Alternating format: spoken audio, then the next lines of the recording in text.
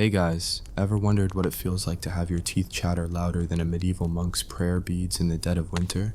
Imagine frost turning your breath into a personal snowstorm, while your only heating plan is a fireplace that combusts dreams as efficiently as it burns wood. In the next few minutes, you'll witness the bone-deep chill that turned plucky peasants into shivering caricatures of themselves, complete with frozen snot and tragicomic hallucinations. Before you get comfortable, please hit like and subscribe, but only if you truly enjoy what I do. Drop a comment telling me where you're tuning in from and what time it is for you. It's always fascinating to see who's joining us from around the world. Now, dim the lights, maybe turn on a fan for that soft background hum, and let's dive together into today's journey. Winter in the Middle Ages wasn't just a season, it was a full-blown assault on the senses, a frost-fueled siege that played out in humble huts and muddy fields from November's first frost to March's reluctant thaws. Our story begins in a small hamlet, let's call it Frostborough, where the population of 35 souls prepared for the year's most dreaded months. They had no insulation beyond thatch, no weatherproof boots, and certainly no emergency candles. Their only hope lay in community gossip, stolen wood, and the occasional miracle of a mild night. As November dawned, a pall of dread settled over Frostborough. The villagers emerged from their hovels, eyes sunken, cheeks windburned from the first icy breeze. The local priest, Father Godwin, declared that the winter would be severe, a statement he made every year. Yet somehow this time even he looked a bit worried. The fields, recently harvested of barley and turnips, lay barren under a thin layer of frost that glistened like shattered glass. The sheep had been driven into communal barns, drafty stone buildings that even rats avoided.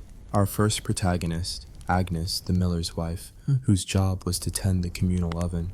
She spent October muzzling the oven doors with straw and clay, a process akin to mummifying an overgrown pizza oven. But when December's deep freeze arrived, the clay cracked like a feeble shield, and the oven's heat escaped faster than rumors at a royal wedding. Each loaf of bread emerged half-baked, dough still gooey inside, crust so pale it might have been an albino toad. Hunger's first arrow struck hard. Meanwhile, young Edric, the blacksmith's apprentice, discovered that metal and freezing temperatures make for a hilariously cruel combination. His hammer froze to his leather-gloved hand on a night so cold that even the horses refused to nose into their troughs. He spent one morning with a block of iron stuck to his glove, doing an awkward one-handed dance in the courtyard until the smith, a burly fellow named Oswin, pried the glove off with a crowbar, leading Edric to swear off both smithing and gloves for the rest of the winter. In the absence of central heating, the villagers turned to the next best thing, communal solves that usually ended in petty theft or spilled ale. Each hearth became a coveted real estate, with families swapping warmth slots like bankers trading worthless futures. The merchant family got Thursdays, the carpenter clan got Mondays. No one wanted Saturdays because by then the firewood pile looked like toothpicks beside a pyromaniac's stash. Anyone caught hoarding wood was shamed at the weekly market, tarred with gossip and public scolding. Social trauma that burned almost as hot as an open flame. Let's talk about clothing. A medieval fashion statement that screams, "I give up." Woolen tunics, fur-lined hoods, leather boots turned stiff as slate in sub-zero air. Peasants layered up like walking haystacks.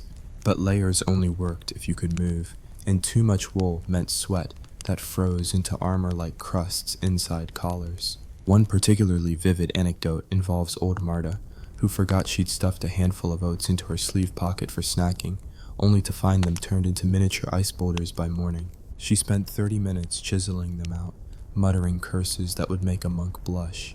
Bathing, already a rare luxury, became outright impossible.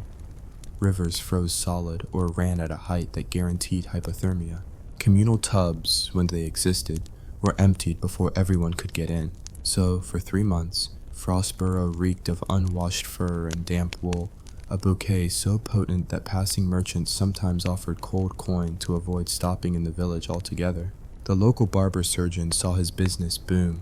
Rather than provide haircuts, he dealt in herbal fumigations, burning who knows what in hopes of masking the stench. Plastered noses and tears accompanied each treatment as villagers realized the price of smelling slightly less like a bog. As snow deepened, food supplies dwindled to foraging or starvation. Villagers took to the woods hoping to find nuts or berries, delicacies so rare they had not been tasted since before the Black Death. Instead, they encountered frozen beasts, rabbits with multicolored icicles hanging from whiskers, foxes scuttling under drifts like phantom nightmares, and, once, a stag so encrusted in frost it looked like a lumbering statue. Some brave souls tried to eat the stag's frozen flesh, only to discover that raw venison at 10 degrees C tastes like a boot soaked in pond water. The true absurdity arrived when rumors spread of a miracle cold snap, cold by medieval standards. Father Godwin climbed onto a crate in the village square and preached that if the villagers could recite the Lord's Prayer backward without chattering their teeth, God would send a thaw. The entire hamlet attempted the feat. The result sounded less like a prayer and more like a deranged goat recital. God, clearly unimpressed, instead sent 3 more weeks of frigid weather, proving either divine indifference or a questionable sense of humor. By January, desperation birthed creativity. Some villagers fashioned foot warmers from hollowed gourds filled with hot coals, useful until they exploded with the crack of a rifle, scorching toes and dreams alike. Others tried hot soup, but without enough firewood, each serving heated bowls 3 at a time, then wandered halfway across the village before delivering them, by which time the soup had congealed into something resembling milk curd. The greatest invention was the huddle hut, a bamboo and thatch contraption built in the square, where villagers squeezed inside like sardines. The result? Breath fogged inside, fungal growth in corners, but at least everyone felt slightly less frozen. Children suffered most of all. They lost fingers to frostbite while trying to slip on patches of ice for entertainment. One plucky lad, Orwin, attempted to roast a frozen rabbit, slathering it in butter and spearing it on a spit. He turned the crank for an hour, convinced the heat would penetrate. When he bit into it, the crust shattered like a ceramic cup, spraying shards of bone and frozen meat into his face. He emerged from the experience cross-eyed and resentful of both rabbits and cooking. As the nights dragged on, communal morale took its toll. Storytellers tried to distract villagers with tales of Viking raids or dragons hoarding warmth in secret caves, but no one cared. Even old Marta's infamous horror yarn about the White Witch of the North failed to raise goosebumps. Everyone already had goosebumps that looked like frosted chickenpox. They hugged each other for warmth, banished personal space, and whispered prayers to any deity with a history of mercy. Meanwhile, the local lord, Lord Bromsworthy, sat in his heated castle chambers, oblivious to the peasant ordeal. He dined on roast swan, drank spice mead, and bragged to visiting nobles about his new fur-trimmed slippers. He did send a royal basket of grains once, but by the time it passed through 3 tax collectors and a toll booth, it amounted to a single sack of millet. The villagers spat on it in fury, millet being the culinary insult that medieval royalty could bestow. By the time the first thaw finally crept into Frostborough's fields, it did so like a cruel joke. Icy slush mixed with mud, turning roads into a quagmire that swallowed boots. Carts tipped over, horses lost shoes, and villagers emerged from their hovels so gaunt they resembled famine refugees from foreign lands. The sun shone weakly, as if ashamed of itself, illuminating a landscape so battered that even the snowbanks looked discouraged. And yet, through the bleakness, laughter persisted, grim, crooked, sardonic laughter. Each joke about frozen porridge or exploding gourds served as a testament to human resilience. The peasants of Frostborough had survived, not through grand heroics or divine intervention, but by banding together in ridiculous misery. They passed the winter with heated gossip, communal misery, and the stubborn conviction that next year's winter just couldn't possibly be worse. Stop here, take a deep breath, maybe warm your hands on a mug of something hot, and prepare for part 2, where we delve into the aftermath of the thaw. Scurvy, plagues, and the jolly business of spring planting after 3 months of starvation. Masquerading as fasting, the medieval nightmare continues, and so, as Frostborough's soggy fields dripped with reluctant life, the true sequel to winter's reign of terror began. Picture this. The villagers, once gaunt specters in fur and mud, now emerged blinking into the pale light of early spring, eyes red from frostbitten tears, limbs stiff from months of huddling in that huddle hut from hell. Spoiler alert, the next chapter involves scurvy, plagues, legless pigs, and gardening techniques So harebrained you'd swear you'd wandered into a carnival of agricultural absurdity. First on the agenda, scurvy. Vitamin C in medieval terms was as mythical as the White Witch herself. A rumor whispered among herbalists and clergy with a vague prescription of eat more berries. Yet berries had died bravely beneath the snow, and the only green things left were moss and grass so icy it snapped teeth. By late March, fingers turned black, gums receded like tidewater, and breath stank of rotting citrus that had never existed. Enter the local apothecary, Brother Aldhelm, whose remedy involved boiling pine needles into a foul decoction that tasted like boiled boot leather. Villagers choked it down, spat it into gutters, then begged for more. It seemed better than dying. Next came the plagues, not the grandiose Black Death of century-past fame, but a smattering of boils and fevers that hopped from hovel to hovel with glee. Coughs echoed off damp walls like ghostly applause. Agnes, the miller's wife, fell ill first, her skin blossoming with pustules colored an unholy palette of yellow and red.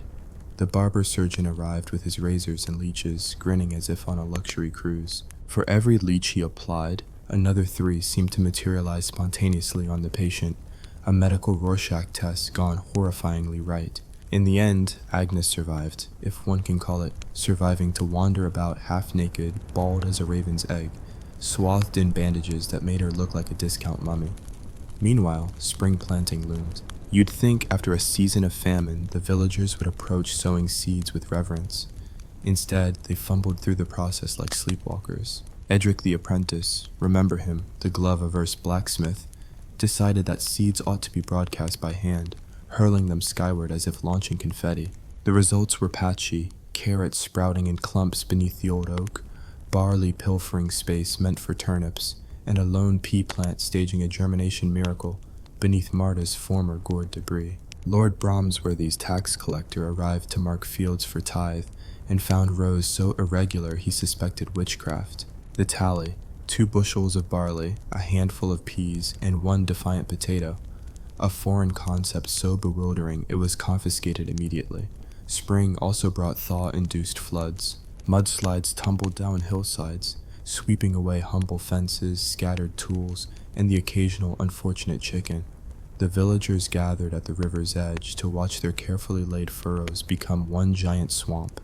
They tried to dam the water with woven branches, but the river laughed at their efforts, carrying off the barriers like children's toys. On the bright side, they discovered that soggy land is perfect for mud wrestling, an impromptu festival that left everyone coated in a potent mixture of peat and manure.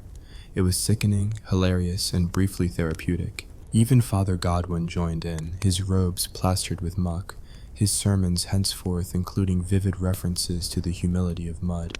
Then came the livestock troubles. Remember Mrs. Phipps's prize pig, Portia, the only well-fed creature in Frostborough?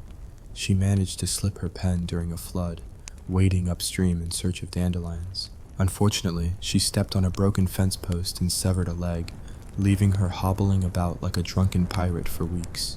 The villagers tried to set the leg with splints of willow, chanting healing prayers from a tattered psalter. Portia, unamused, squealed her objections and ultimately refused to eat anything but Michelle's old knitting scraps. By midsummer, they were selling wheelchair pig tours to passing merchants, come see the one-legged wonder of Frostborough, and charging a few pence for admission, profits minimal, communal dignity non-existent. Of course, what is spring without rain? Not just the gentle April showers of modern greeting card lore, but relentless drizzles that turned simple chores into epic sagas. Washing clothes became an all-day affair. Fetch water from the well, carry it in moss-lined buckets, scrub tunics on a stone, rinse, wring, hang on a line that sagged under the weight, then watch as rain destroyed any chance of drying. By May, everyone wore perpetually damp garments that grew green fuzz in hidden creases. The local barber surgeon, ever industrious, introduced a fungal extraction service that involved cutting away mildew-ridden cloth, an enterprise that left villagers naked and shrieking in the village square until replacements could be woven, which took until August. Let us not forget the garden pests, moles, voles, and a particularly audacious army of slugs that feasted on tender shoots like connoisseurs at a banquet. The villagers tried barrier methods, ashes, crushed eggshells, and line dances around the beds. But nothing deters a hungry slug. Finally, old Marta suggested pouring beer into shallow dishes, hoping to drown the slimy scourge. It worked too well. The slugs drowned in drunken stupor, but so did the earthworms. The soil turned into hard-pan sand where even weeds struggled. The only thriving thing was a rebellious patch of nettles growing by the ale dishes, mocking the villagers with its stinging leaves. By June, the fields were a canvas of half success. Potatoes poked through the soil like alien antlers. Cabbages formed lonely heads no bigger than jaunty caps, and a vast expanse of turnips lay rotting from being planted too shallow. Hungry for green, the villagers boiled pine needles again, now adding nettles and a pinch of ground slug. For protein? For solidarity? The resulting stew tasted like despair distilled, yet it kept scurvy at bay, just enough to chat incessantly about better days, which, as everyone knew, probably began tomorrow. Romance, believe it or not, flickered in the gloom. Young Orwin, survivor of the frozen rabbit fiasco, tried courting Marta's niece, Edwina, by offering her a bouquet of frozen daisies gathered before the deep freeze. He presented them like a knight offering a sacred relic. She accepted with a smirk, then promptly used the daisies to kill a rat stalking her granary. Still, they spent afternoons huddled in the fields, hands intertwined for warmth, dreaming of a grand wedding with 3 chickens, 2 sheep, and a ham from Portia's surviving leg. As wedding dates go, it was modest. As winter preparations go, it was hopeful. The plague, however, was not done with Frostborough. A traveling troupe of jugglers stopped by, promising entertainment to lift spirits. A bold move, considering the last performer in these parts had died of dysentery. Yet the troupe arrived hale, hearty, and full of smiles. Their secret? They washed daily in herbal baths and stayed clear of pine needle tonic. They put on a show involving juggling torches, contortionism, and something called the human pyramid, which ended disastrously when one performer, marshmallow-faced, slipped on mud and tumbled into Agnes's half-repaired oven. Astonishingly, he survived, claiming the hot coals rebuffed his fall as if by divine choreography. His survival became a miracle tale told for the next 3 winters, though nobody agreed on whether the miracle was culinary or corporal. The greatest folly of the late spring was the attempted construction of a new communal oven. Father Godwin, inspired by the circus miracle, rallied everyone to rebuild from scratch. They gathered bricks, stones, and clay, mixing them with straw in proportions that would baffle any modern engineer. They worked day and night, bonding over shared insults and broken trowels. On the grand unveiling, the oven door jammed on the first lighting, sending flames roaring back through the chimney into the thatched roof. Villagers fled, squawking like startled birds as the roof smoldered. In the aftermath, they decided perhaps the old half-functional oven was preferable to a brand new, massively explosive one. Through it all, the arrival of June's first cornflowers and poppies offered fleeting joy. The landscape, though battered, wore a tapestry of color like battle scars dressed up for company. Children, those surviving the frost-fingered mischief, chased butterflies ignorant of scurvy or plague, their laughter a discordant melody against the muddy symphony of village life. The elders, knobby-fingered and wise in wretchedness, nodded sagely. See, summer is here.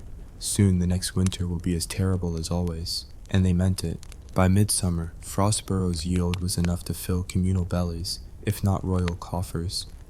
Barley beer, small beer really, flowed at market, watered down to last until autumn. Turnip pottage speckled with weeds and the occasional slug, which nobody mentioned, served as both sustenance and conversation starter.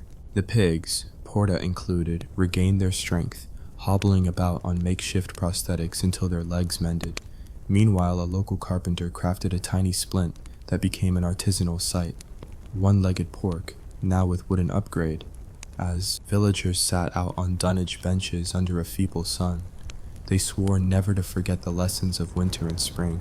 They tattooed frost flower patterns on their forearms, inked with crushed berries, recited pine needle prayers before meals, and staged annual Mudfest celebrations commemorating the Great Flood. Even Lord Bromsworthy, upon visiting to collect summer dues, found himself conscripted into a mud wrestling match, an experience he described later as exceedingly unbecoming for a nobleman, yet amusing enough that he doubled the sliver of millet he sent as winter relief. Thus, as the wheel turned toward harvest, Frostboro stood battered but unbowed, a carnival of chaos transformed into a community of shared scars and sardonic resilience. Their laughter, once a tremor in the teeth-chattering cold, now rang with the cocky glee of survivors who'd stared the worst seasons in the face and lived to tell the tale.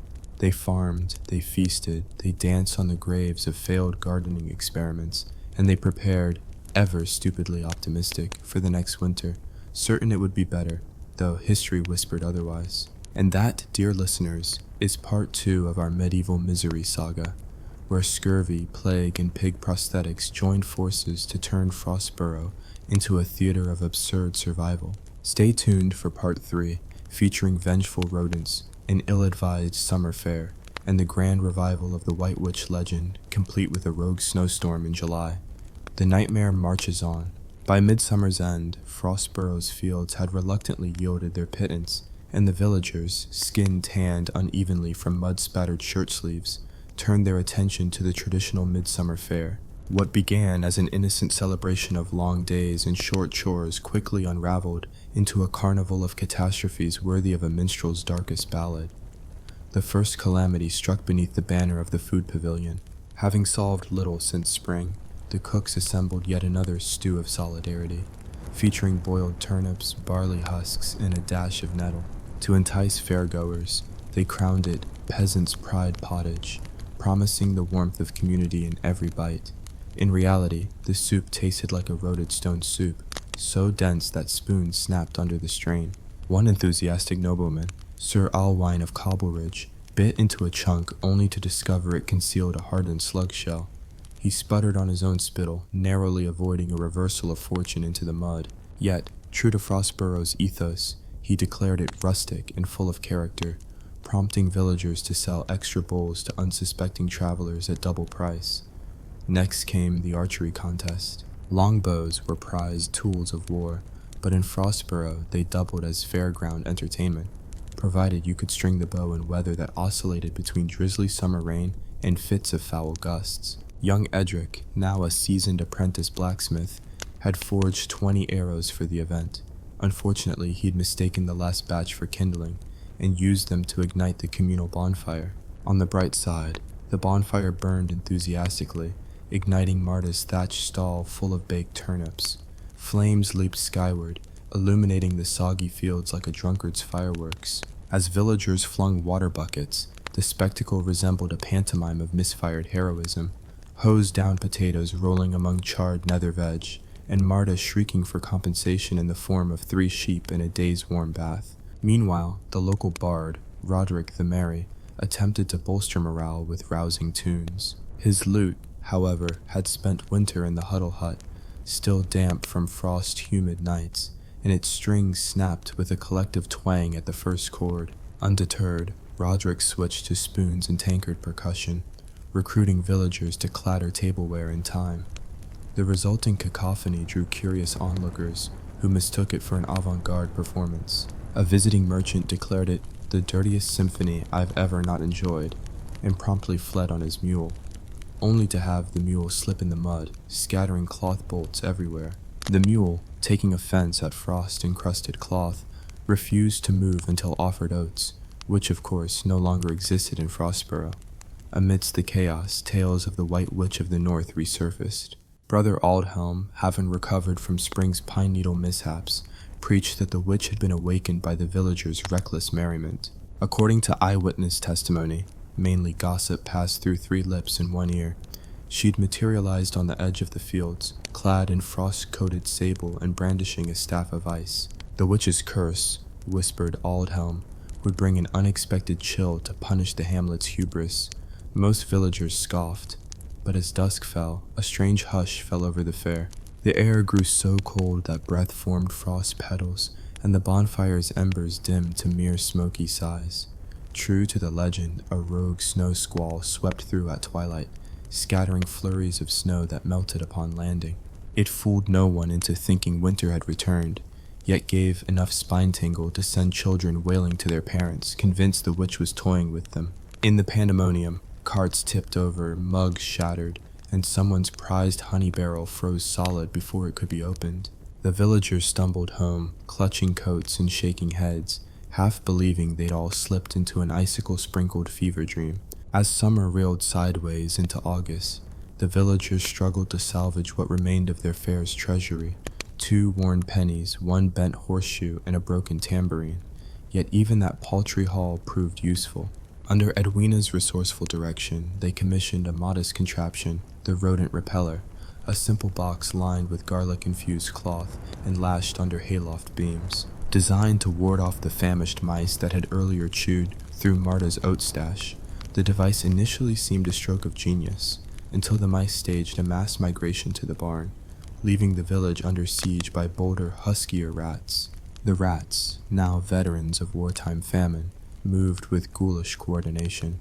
By night, they ransacked grain stores, gnawed through leather shoes, and perched on windowsills barking like mad things. One morning, the villagers awakened to find the rats had formed a procession.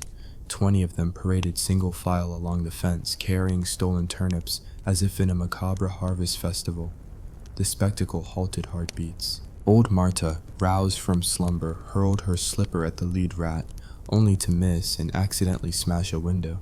Immediately, a thunderous racket ensued as every rat within a mile squealed and scattered, leaving the villagers in stunned silence, staring at the broken pane and wondering if they'd all gone mad. Determined not to be bested by vermin, the villagers convened a war council in the granary. Sitting in a circle of hay bales, they proposed increasingly absurd strategies, employing cats bedecked in armor, building mousetrap gauntlets, or recruiting the local weasel population as mercenary rat hunters.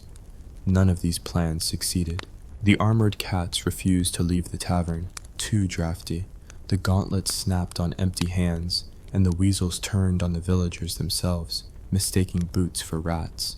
In the end, the council agreed on a final gambit: lure the rats into the nearby river by floating out a raft laden with grain, then watch them abandon ship. Execution night arrived, but the river's current proved too strong. The raft sank within minutes, releasing grain into the water and accelerating a sudden, uproarious feeding frenzy of fish. The rats, unimpressed, returned to shore, full-bellied and triumphant. Just when Frostborough's despair threatened to outstrip its capacity for absurdity, fate dealt a strange boon. A traveling apothecary, known only as Mistress Bramble, arrived from distant lands. She carried exotic bulbs and seeds prized for their sun-loving tendencies and rodent-deterrent aromas. With no better options, the villagers purchased a handful of bulbs, costly perhaps, but guaranteed to blossom into towering, rat-repelling florals. They planted them along the barn perimeter and waited, expectant as they might for a miracle. Weeks passed. As the bulbs sprouted, they revealed themselves to be nothing more than common daffodils and tulips. Beautiful, yes, but useless against a rat determined to gnaw through a fortress of hardened steel. Worse, the rats discovered the bulbs were edible, albeit slightly toxic, leading to nightly burps that sounded like deflating bellows. The villagers dubbed the rats tulip ghouls and swore off imported horticulture forever. Humor, however, found a way back into hearts. One evening, as the sun dipped below soggy horizons, Edric proposed an amateur dramatization of the White Witch legend, complete with makeshift ice staff carved from frost-rimed wood and a tattered blue cloak. The villagers, desperate for amusement, gathered in the barn. Edric, cloaked in patched wool and brandishing a dripping staff, recited half of Aldhelm's sermon backward, eliciting groans that turned quickly to laughter as he mispronounced every third word. Suddenly, the barn's wooden beams creaked ominously, a draft raced beneath the door, and torn ribbons of mist rolled across the hay floor. For a split second, even the skeptics gasped. Could the witch herself have answered their calls? No, of course not. Only old Marta, elbow deep in a bucket of soapy water, her hair in a rag, had knocked over the lantern, causing a swirl of steam that looked like ghostly tendrils. The illusion shattered, and the barn erupted in raucous applause. Applause that smacked rather like a thunderstorm of wood onto wood. They took a bow, proud of their theatrical prowess, and toasted the witch whatever with mugs of small beer that tasted of barley and bittersweet relief. August waned into September, and the focus shifted to preparing for the Harvest Home feast, a modest event meant to celebrate survival, friendship, and the fact that nobody had perished from consumption of pine needles or spent too long in the huddle hut. Tables were arranged in the square, laden with root vegetables, modest cheese wheels, and a small barrel of ale that had survived the summer's evaporation. There was music. Roderick had recovered his lute by burying it in hay to warm in the sun, and dancing, mud-free this time, thanks to hastily laid straw walkways. As the villagers dined on turnips roasted in what passed for grease and shared tales of summer's lunacy, Brother Aldhelm offered a final prayer of thanks to God, to Saint Ethelred, the patron of unlikely survivals, and to the White Witch, lest she mistake gratitude for weakness in return. The crowd cheered, raised their cups, and for a fleeting moment basked in genuine warmth, cold beer in hand, laughter on their lips, and hearts buoyed by communal triumph over calamity. And so ends Part 3 of Frostborough's saga, a tapestry woven from broken bows, rat parades, and the enduring human spirit that turns every disaster into a tale worth telling. Next time, join us for the grand finale, where the winter's return meets newfound ingenuity, and the villagers of Frostborough gamble their last hope on a contraption called the Frostbreaker 5000. It may malfunction, explode, or perhaps, just perhaps, keep them warm. Until then, keep your flasks full and your wits about you, because in Frostborough, the absurd is eternal. And so, as Frostborough's villagers polished off the last scraps of their modest harvest home feast, a hush fell over the square, a silence pregnant with anticipation, dread, and the faint echo of Father Godwin's sermon about preparing wisely. For in the depths of every peasant's heart lurked the memory of frostbitten toes, collapsed huddle huts, and rampaging rats. And looming above all else was the most audacious, half-baked plan ever hatched in the hamlet's sorry history, the Frostbreaker 5000. Born from desperation and fueled by barley brain ingenuity, the Frostbreaker 5000 was the brainchild of Edric, the glove-averse blacksmith, and Brother Aldhelm, the pine needle scrubber. Their joint design featured three principal components: a 100-foot coil of copper tubing intended for hot water circulation, a batch of so-called firestones, volcanic rocks supposedly hoarding heat for days, and a contraption borrowed from Lord Bromsworthy's castle kitchens, a giant bellows once used to stoke the royal forge. Assemble these, point them at Frostborough's central square, and voila, a radiant wave of warmth that would banish winter's chill for good, or more likely explode in a fountain of steam and molten copper. Construction commenced under the waning August sun. The villagers toiled in rough rotation because only 2 or 3 people could handle the bellows at a time before collapsing from lung fatigue. Others gathered volcanic stones from a quarry half a day's walk away, returning with pockets so heavy they waddled like pregnant geese. Meanwhile, Brother Aldhelm busily boiled pine needles to fashion heat-resistant sealant, an aromatic process that left the air smelling like a foot spa gone horribly wrong. By mid-October, the Frostbreaker 5000 stood in the square, a towering hodgepodge of piping, rock-studded barrels, and a bellows large enough to launch a maniac's hat skyward. The copper coil snaked across the ground, its open end feeding into the communal oven, now modestly functional thanks to lessons learned in Part 1. Carts of firestones were stacked alongside, and bundles of pine needle sealant lay in wax-lined pouches. A pair of shackled pigs, Portia and her less spectacular sibling Chester, were tethered nearby, not as cannon fodder, but as sacrificial mascots to absorb excess vibrations, as Brother Aldhelm claimed. They conducted the inaugural test on All Hallows' Eve, choosing the night for its symbolic weight and the fact that everyone in the village would be awake at midnight anyway. At the stroke of 12, Edric and 4 burly farmers began pumping the bellows. The copper coil hissed as water poured in, and the firestones, ignited in crude hearths, glowed like a dozen simmering suns. Steam erupted from every joint, and the square filled with a cloud that smelled like teak wood mopped with pine sap. For an instant, a gentle warmth washed over Frostborough's cobbles, a whisper of comfort on frost-bitten cheeks, a hint of thaw on overcoats rigid with cold. Children, peeking from windows, saw their breath dissolve, the first real frostbite relief in what felt like an age. Villagers let out a collective cheer, which promptly turned to alarm as the steam pressure spiked. The copper coil began to quiver, the firestones rattled in their barrels, and a bone-shaking roar vibrated through the ground. Then came the eruption. A geyser of steam and hissing water shooting 30 feet into the night sky, followed by a concussive blast that knocked 2 of the farmers off their feet and flipped the bellows onto its side. Portia and Chester squealed as they were sent tumbling, though miraculously neither was harmed, save for a sudden aversion to open spaces. Steam billowed across the square in opaque waves, and when it cleared, the Frostbreaker 5000 lay in twisted ruin, its copper coil mangled into the shape of a pretzel. A handful of firestones had cracked, sending shards flying like volcanic grenades. Silence reigned. Then Father Godwin, emerging from the cloud clutching his tattered psalter, raised a singed hand and proclaimed, "Well, that was instructive."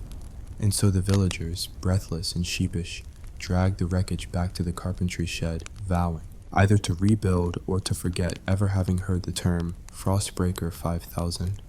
November arrived with a bracing cold that reminded Frostborough why winters were to be endured, not innovated. Yet beneath the humility of defeat, a spark of a different kind of hope flickered. For while the Frostbreaker 5000 had failed spectacularly, its wreckage offered 2 useful takeaways. 1. The copper coil could be melted down to reinforce the communal oven's flue. 2. The cracked firestones, when heated gently, radiated a faint, sustained warmth for several hours. So the villagers shifted gears. They repurposed the bellows handle as an oversized poker for the oven hearth. They fused broken copper shards to patch the roof, and they embedded the fractured firestones into mud bricks, crafting a row of heat bricks to line the oven's outer walls. No longer seeking to conquer winter with grand machinery, they opted for incremental improvements. Better insulation here, more bake time there, and communal cooperation above all else. This approach bore fruit by mid-December. The communal oven, now reborn with heat bricks glowing behind a lattice of copper seams, churned out loaves of bread that were warm inside and crusty enough to double as snow shovels.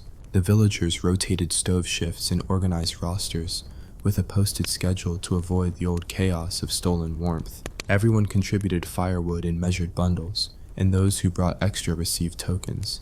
Hand-carved wooden coins redeemable for a slice of warm turnip pie at the village baker's. Clothing also saw modest but meaningful upgrades. While the haystack of wool approach persisted, enterprising seamstresses like Edwina began incorporating small clay beads into the lining of boots and sleeves, thermal weights that trapped air pockets and radiated body heat back to the wearer. The effect was subtle but noticeable. Villagers swore their toes no longer felt like frozen herring, and though the beads made a faint jingle with every step, earning them the nickname peasant jingle boots, the trade-off was worth it for frostbite-free mornings. Meanwhile, the huddle hut was retired as a hulking embarrassment. In its place, the villagers constructed the warm chamber, a centralized stone bunker dug into the hillside, with layered thatch and sealed doors. It featured benches carved from local oak, and a central brazier where logs burned under metal grates.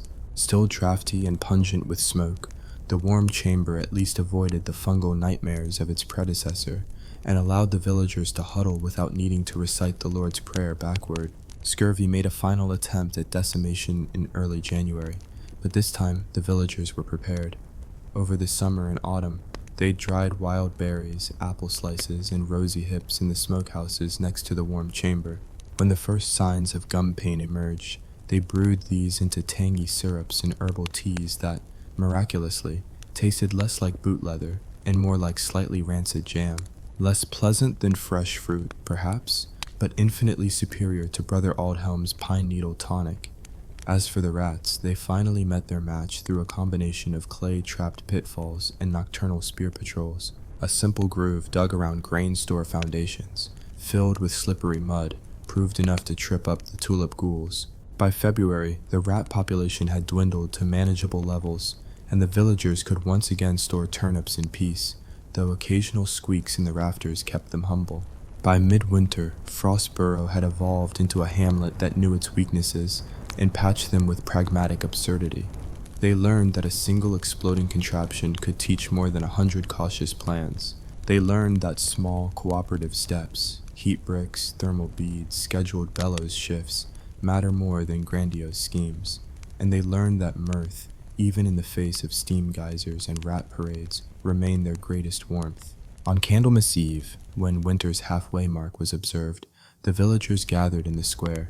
now free of frostbreaker detritus, to celebrate what they termed the warmth of wisdom.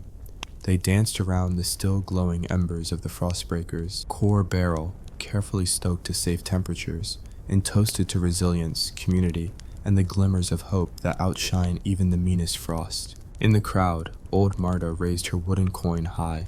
"To heat bricks in mud boots," she proclaimed, her breath a plume of steam under her jingle boots. "To the beauty of small victories into the next winter, may it be brutal enough to be worthy of our contempt, but merciful enough to let us survive." And so, dear listeners, we close the curtain on Frostborough's grand medieval saga. From teeth-chattering beginnings through the harebrained Frostbreaker 5000 to the modest triumphs of heat bricks and thermal beads, our peasants endured with a mixture of historical absurdity, grim determination, and sardonic laughter. Their story reminds us that even in the deadliest winters, when every breath freezes and hope thaws at a glacier's pace, human ingenuity, community spirit, and the willingness to laugh at one's own missteps can cast more warmth than any contraption. Thank you for joining this journey through medieval misery and mirth. May your hearth stay lit, your stockings stay dry, and your stories keep you warmer than 1,000 firestones. Until next time, keep your bellows ready and your jingle boots close, because history's next winter is always just around the corner. Picture this. A howling wind rattles your skull, darkness swallowing every horizon, and your only sources of light are a sputtering fire and a half-frozen lantern. You're huddled in a sod-roofed hut with 10 other frostbitten Vikings, arguing over whose goatskin cloak smells least like decay. Welcome to the Arctic night, where madness, myth, and mead collide. Thus began the saga of the Norsemen who dared to carve a life out of the icy edge of the world. They called the place Nordheim, northern home, though often they wondered if frozen tomb might be more accurate. In the endless night, from late September to early March, the sun dipped below the horizon for months, leaving only a pale glow of aurora borealis and their own flickering hearths to fend off total despair. Their arrival was a comedy of errors. Bjorn Two Toes Haraldsson, famed for losing digits in a drunken bonfire stunt, led the expedition. He navigated by stars until clouds swallowed them, and by daydreaming about summer. His first mistake, mistaking a frozen lake for solid ground. The entire longship ground to a halt, with a crack like the sky splitting open. The hull groaned, and half the crew slid off the deck into thigh-deep water. They resurfaced blue-lipped, grumbling, and armed only with broken oars. They beached eventually on a jagged shoreline, greeted by nothing but sea eagles and sheer cliffs. No welcoming committee, no soft tundra meadows, only biting wind that tasted like iron and salt. The men stumbled inland, dragging chests of salted fish, barrels of mead, and every weapon they owned, in case giants or trolls showed up. The women carried seed grain, barley, peas, and a few hardy turnips, dreaming of spring harvest even as frost cracked their fingertips. Building the first shelter felt like sculpting a tomb out of clay. Timber was scarce. The nearest forest lay a day's march away. Instead, they dug into the hillside, hewn out a rectangular pit, and roofed it with sod, driftwood, and whale bones. The earth hall, as they called it, sat half buried in snow by November. Inside, the walls dripped with melting ice. Every boot left a puddle that refroze at night into hoof trap spikes. Yet it was home, however temporary, a furnace of smoke, cramped, dark, and fragrant with damp wool and salt. Food soon became the paramount obsession. The salted fish barrels lasted a few weeks before the brine froze solid. Bjorn's cook, Ingrid, the iron skillet, discovered that frozen herring tasted like sawdust dunked in rancid lard. She experimented with fish head soup, boiling them until the broth resembled thin porridge. Flavor came only from seized cloves of garlic. Their skins stuck together, and a pinch of wild sea buckthorn berries scrounged from the coastal scrub. The result kept scurvy at bay, just barely. Hunting was a farce. Reindeer migrated, following tundra tracks far beyond reachable distance. The local foxes watched from a safe distance, amused as Vikings stumbled through drifts waist-high, brandishing iron spears that froze into useless spikes. One poor soul, Olaf the Unlucky, attempted to lasso a lemming, only to wind up tied to his own belt, trussed like a roast. The lemming scampered off, leaving Olaf to howl at the sky until someone freed him with an axe. Soon, desperation led to dietary creativity. They roasted seaweed on hot stones, discovering that while charred kelp made a satisfying, if slightly lethal, snack. They boiled seal fat into liquid gold, pouring it over whatever they could find. Stale bread, frozen berries, even the occasional beetles trapped in the cabin corners. Brother Eric, the missionary, declared these unholy meals a test of faith. He assigned penance, 3 prayers per mouthful, much to the huffing annoyance of the crew. Clothing was equally absurd. While Scandinavia offered wool and fur, the Arctic gale demanded more. Cloaks lined with otter pelts, trousers layered like pastry, mittens so thick no finger could wiggle. They looked like walking haystacks, yet the layers trapped sweat, which froze into inner glaciers. At night, men woke to find their arms locked rigid, belts frozen into iron corsets. Some tried slipping fire-heated stones into sleeves, but the sudden heat cracked their seams, dousing beds and sparks in panic. Hygiene fell by the wayside. Bathing was out of the question. Water froze in the bucket before it could touch skin.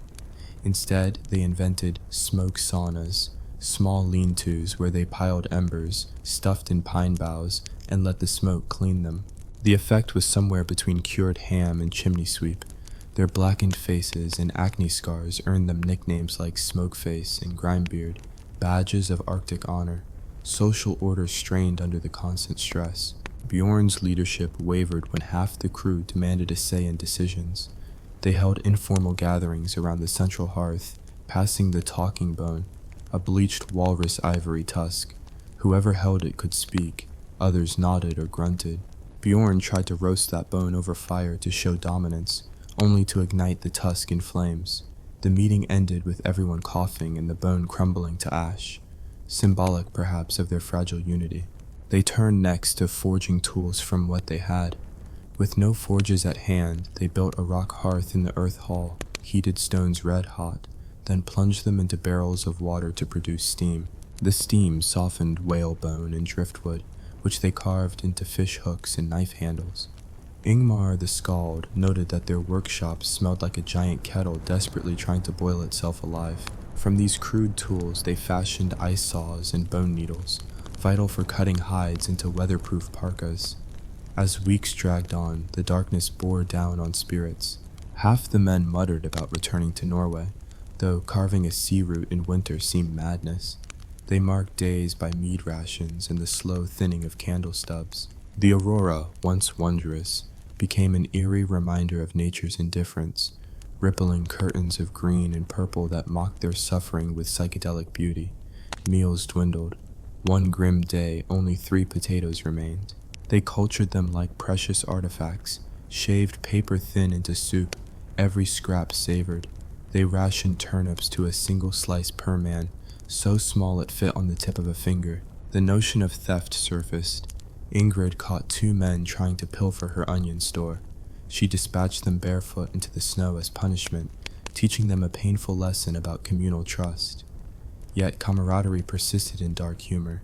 They held polar Olympics, races hauling sledges of firewood, victories rewarded with extra slivers of seal oil. They staged puppet shows using carved walrus teeth, tragicomedies about Viking heroes who accidentally boarded ice floes and vanished forever. Their laughter rang hollow but heartfelt, a salve against madness. Then came the true nightmare, the ice storm. A sudden gale blew in from the northeast, hurling spindrift like needles. Temperatures plummeted below the 30° C, turning spit into glass. The Earth Hall's entrance iced over in minutes. The door froze shut, trapping half the crew inside and half outside. Panic ensued. Those inside banged on logs. Those outside clawed at the sky, pleading for rescue. Finally, someone remembered to warm an iron poker in the hearth and bore through the ice, revealing faces pale, frantic, and layered in frost. Shortly after, half the goats died. Their bleating echoed despair as they collapsed in the drift, eyes glazed. The survivors were skinned for coats, their meat too frozen to eat, but the hides proved invaluable. Goatskin mittens became prized possessions, traded for precious candle ends.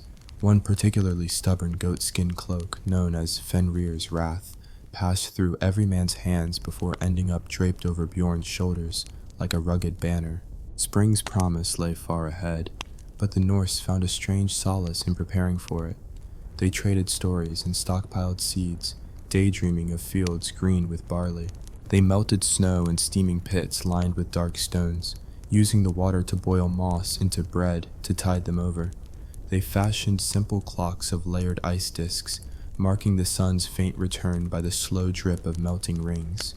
By mid-February, the horizon brightened ever so slightly, an almost imperceptible blush at dawn.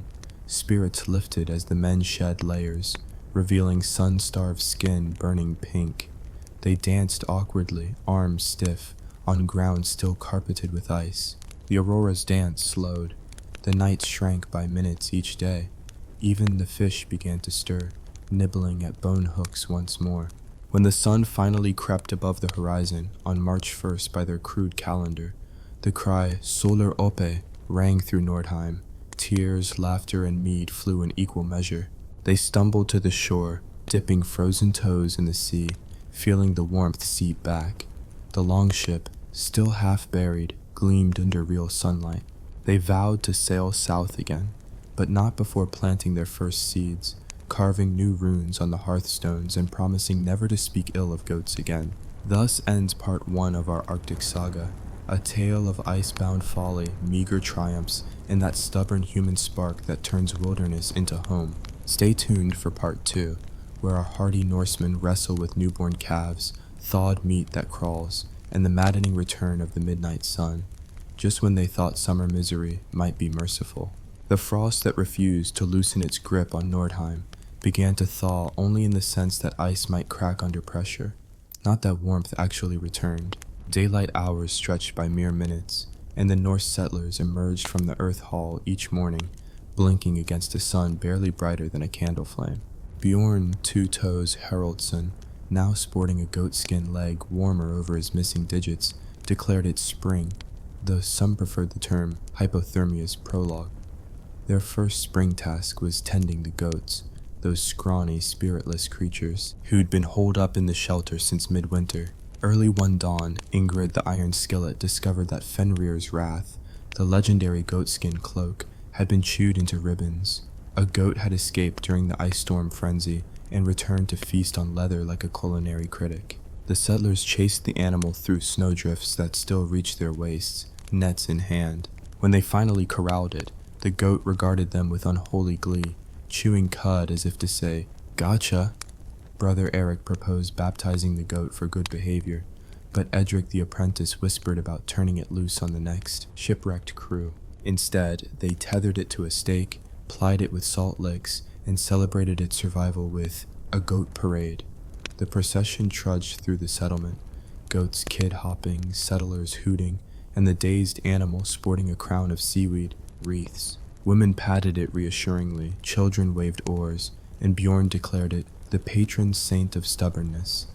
The parade ended in tears of laughter when the goat head-butted Brother Eric into a snowbank, knocking him clean off his robes. With creatures accounted for, attention turned to planting.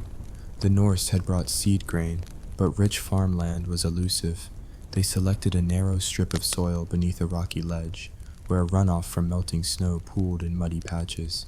Using bone hoes and driftwood tines, they scratched furrows barely an inch deep, too shallow as it turned out for stubborn barley to root. One morning, Ingmar the Skald awoke to find his row of barley sprouts uprooted and absconded. A family of Arctic hares had discovered the tender shoots and carted them off in a heist of botanical proportions. The settlers traced teeth marks through the snow like crime scene detectives, muttering curses about hare brigands and their mocking whiskers. Faced with seed thieves, the villagers erected scarecrows, bare branches draped in goat pelts and carved walrus skulls. They stood sentinel at dawn and dusk when the hares were most brazen, but the scarecrows, with painted-on eyes that looked amused, seemed to amuse the hares in return. Instead of scaring them off, the wooden guardians became perches for raven conspirators, who cawed down insults at humans below. One raven, dubbed Jarl Beaky, stole a leather mitten from a child's hand and redropped it into the ocean, cackling as if crowned king of the skies. Next, a more ambitious plan, constructing a greenhouse. They scrounged driftwood frames, stretched walrus intestine membranes as glazing, and heated the interior with stones warmed in the hearth. The result was disappointing. Temperature inside hovered just above freezing, and condensation fused the walrus skins to the wood. When the settlers peeled the glazing free, they took half the greenhouse with them, collapsing the structure in a soggy heap. Edwina, undeterred, suggested planting moss instead. It's hardy, it's green, and it doesn't mind a damp hug. Thus was born the world's first Arctic moss farm, an enterprise that yielded struggling clumps of green, marketed as garden starters for the first merchant vessel to chance these shores. While the greenhouse experiment flopped, their carpentry shed became a workshop of necessity. Edric and Ingmar fashioned fishing spears tipped with sharpened whalebone, duct-taped with hides to driftwood hafts. They also carved wooden reels and drilled holes in bone to craft line guides, teaching themselves coils and knots often engraved on runestones as mystic symbols. On still days, they trudged to the sea's edge, where jagged ice floes drifted on, currents like ghost ships. They lowered lines through holes jaggedly hacked with iron chisels and waited for cod, halibut, or the occasional deep-sea eel to bite. When a catch came, the reel groaned, hands froze, and the settler-in-chief wrenched the fish onto the ice, often only to watch it wrench free and slip back beneath the water's mirror. Their greatest triumph in fishing came when Ingrid invented the ice lantern trap. She hollowed out a block of ice, carved slots for fish to swim in, and heated the interior with a small oil lamp fueled by seal blubber. Warmth attracted the fish, who slid into the icy chamber and became trapped when the water froze again overnight. At dawn, settlers cracked the lantern open and found lunch waiting: 3 cod, a flounder, and a disgruntled crab. The ice lantern trap became legendary, replicated with mixed success in every sod-roofed hut. It was the one island of reliability in a sea of Arctic absurdity. Yet success in fishing only sowed new woes, preserving the catch. Salt was a precious commodity, depleted early in the winter, and snow-cured fish tasted like powdered cardboard left in a wool sock. The settlers turned to smoking, hanging strips of cod over the fire and letting the smoke warp the flesh into leathery jerky. Rats loved the jerky, scuttling up ropes and snatching meat in their teeth. To combat thievery, the villagers built suspended racks that swiveled precariously when disturbed, dumping smoldering embers onto the thieves below. This proved so effective that a single oversight scorched 3 rats, an unfortunate dog, and Ingmar's prize fiddle case. Ingmar's fiddle, a rare luxury, had spent the winter clamped between warm stones to prevent cracking. He carried it into the workshop only on days when the aurora danced, hoping the visual spectacle would inspire fresh ballads. But when the rat's demise filled the square with embers and squeals, the fiddle case collapsed like an accordion. The violin's neck snapped in two, and sympathetic neighbors declared, "Music is overrated anyway." Ingmar took solace in carving new tunes onto bone flutes, their notes fluttering through the settlement like bird calls in reverse. Amid these daily absurdities, the settlers faced an invisible adversary: grief. Reports from Norway predicted storms so brutal they'd wreck the next relief ship. Letters from home spoke of failed harvests, chieftains murdered in petty feuds, and half-siblings claiming Bjorn's estate by reciting dubious genealogies. Men wept quietly in corners, pining for peat fires and song festivals back home. Women cried when babies refused to latch on frozen nipples. Even Brother Eric admitted that his faith wobbled as much as a drunkard on deck. In the depths of this spiritual malaise, a figure emerged: Astrid the seeress, granddaughter of a renowned Viking oracle. She arrived unexpectedly one dawn, striding from the tree line as if summoned by an otherworldly drum.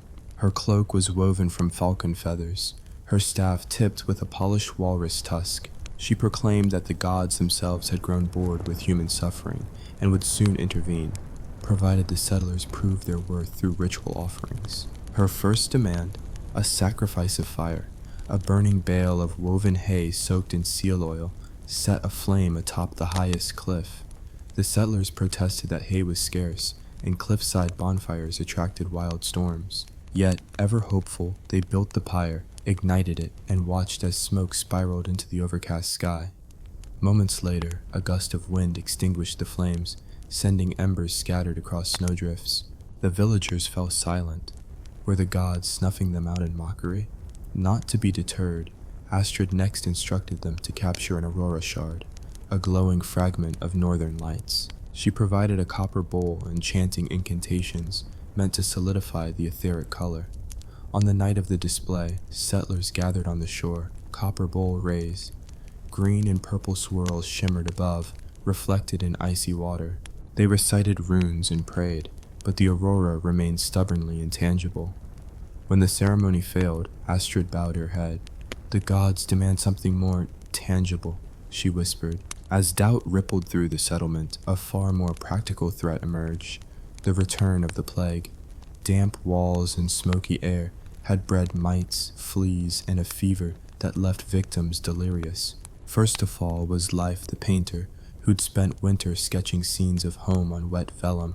He collapsed one morning, convulsing with chills and hallucinating royal feasts he'd never attend. The settlers built a quarantine corner of the earth hall, draping smoked pelts and herbs, juniper, wormwood, yarrow, in crude bundles. Brother Eric performed last rites over steaming bowls of pine needle brew, which relieved fever only by making the patient pass out from nausea. Amid collapse and contagion, Bjorn grappled with his own crisis of command. His men questioned his navigation decisions. His women scorned his poetry attempts, and the goats, traitorous as always, chewed through the mooring ropes of small skiffs. One morning, Bjorn discovered the skiffs adrift, dolphins frolicking nearby, and settled only after he swore to lead a raid on the next seagull colony. The settlers, distracted by the promise of avian vengeance, nearly missed the lightning of the plague's grip as spring's sun filtered through the lowered clouds. With the threat of plague receding, the settlement turned toward the coming of the midnight sun. Astrid the seeress decreed that to persuade the gods, they must celebrate the sun's rebirth with a festival of color, an impossible ask in a landscape of white and gray. They scavenged dyes from crushed seaweeds, lichens, and wild petals daring enough to bloom in the tundra. They painted their faces in garish stripes of purple, green, and red, looking less like celebrants and more like tribal rams primed for battle. The festival began at dawn on the solstice. Settlers lit braziers of driftwood, circled them in drunken dances to stave off cold, and raised the banner of light, a sail stitched with luminous moss painted with reflective oil. As the sun crept above the horizon, barely, a cheer erupted, sounding as brittle as cracking ice. For one moment the villagers believed in miracles. Their painted faces turned toward a sun that refused to hide, if only for an hour. Then disaster struck. A sudden gale tore through the square, snuffing braziers, flinging dye into startled eyes, and ripping the moss banner from its mast. The banner, glowing amber and oil slick, drifted into the sea, illuminating ice floes like lanterned ghosts. Settlers lunged to save it, toppling braziers into colorful puddles of dye, staining beards, cloaks, and a screaming Astrid in mud brick orange. When the wind died as abruptly as it had roared in, the square lay in ruin. Braziers overturned, dye pools frozen, and settlers bleary-eyed in radiant stripes. Yet the sun, though mortified by their failures, remained above horizon a full 3 hours before retreating. It was enough. The villagers counted it a victory. Over 3 hours of unbroken sunlight, a triumph no goatskin cloak could match. Jarl Beaky the raven circled overhead, cawing approval, or perhaps mockery, but no one cared. They drank mead mixed with seaweed dye for aesthetic consistency, sang bone flute ballads, and declared the festival colorful in the same tone a cat uses to endorse a puddle. In the aftermath, the Norse set about rebuilding their routines. Fishing, farming, and goat tending resumed with renewed gusto. Seedlings, those barley few left, were transplanted to deeper furrows protected by willow stakes against hair feints. The ice lantern traps were refined to withstand gale-force drafts. An infirmary was established in a separate hut, where Brother Eric oversaw pine needle brews and 2 goatskin hammocks for convalescence. Astrid withdrew to the tundra, composing prophecies in snow runes only the wind could read. By mid-May, when the midnight sun steadied its course, Nordheim thrummed with life. Goats delivered kids, fish runs thickened, and moss farms spread emerald carpets across the sod roofs. The settlers, leaner but wilder-eyed, felt their bones soak in every sunbeam as if it were liquid gold.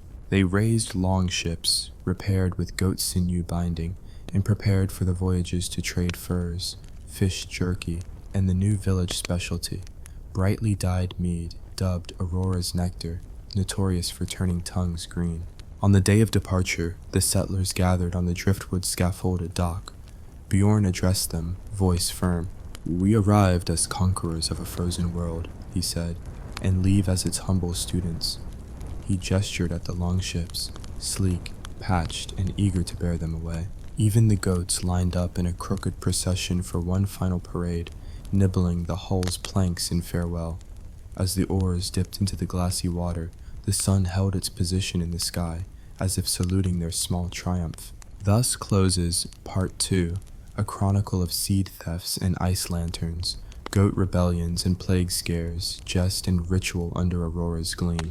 Our Norse settlers, baptized by frost and folly, survived not by hubris but by improvisation, turning blunders into traditions, failures into festivals. Next up, Part 3 will follow their voyages for trade and pillage, the satire of diplomacy with cautious Inuits, and the merciless comedy of sea storms that test even the strongest hull. Stay afloat, for the midnight sun beckons, with more absurdities yet to come. The longships of Nordheim cut through frigid seas like iron knives across silk, as long as the sea remained calm, which, as every Viking knew, was never guaranteed. Embarking at dawn under the low Arctic sun, Bjorn Two Toes Haraldsson and his crew carried barrels of Aurora's nectar, salted fish jerky, walrus ivory trinkets, and bundles of dyed moss.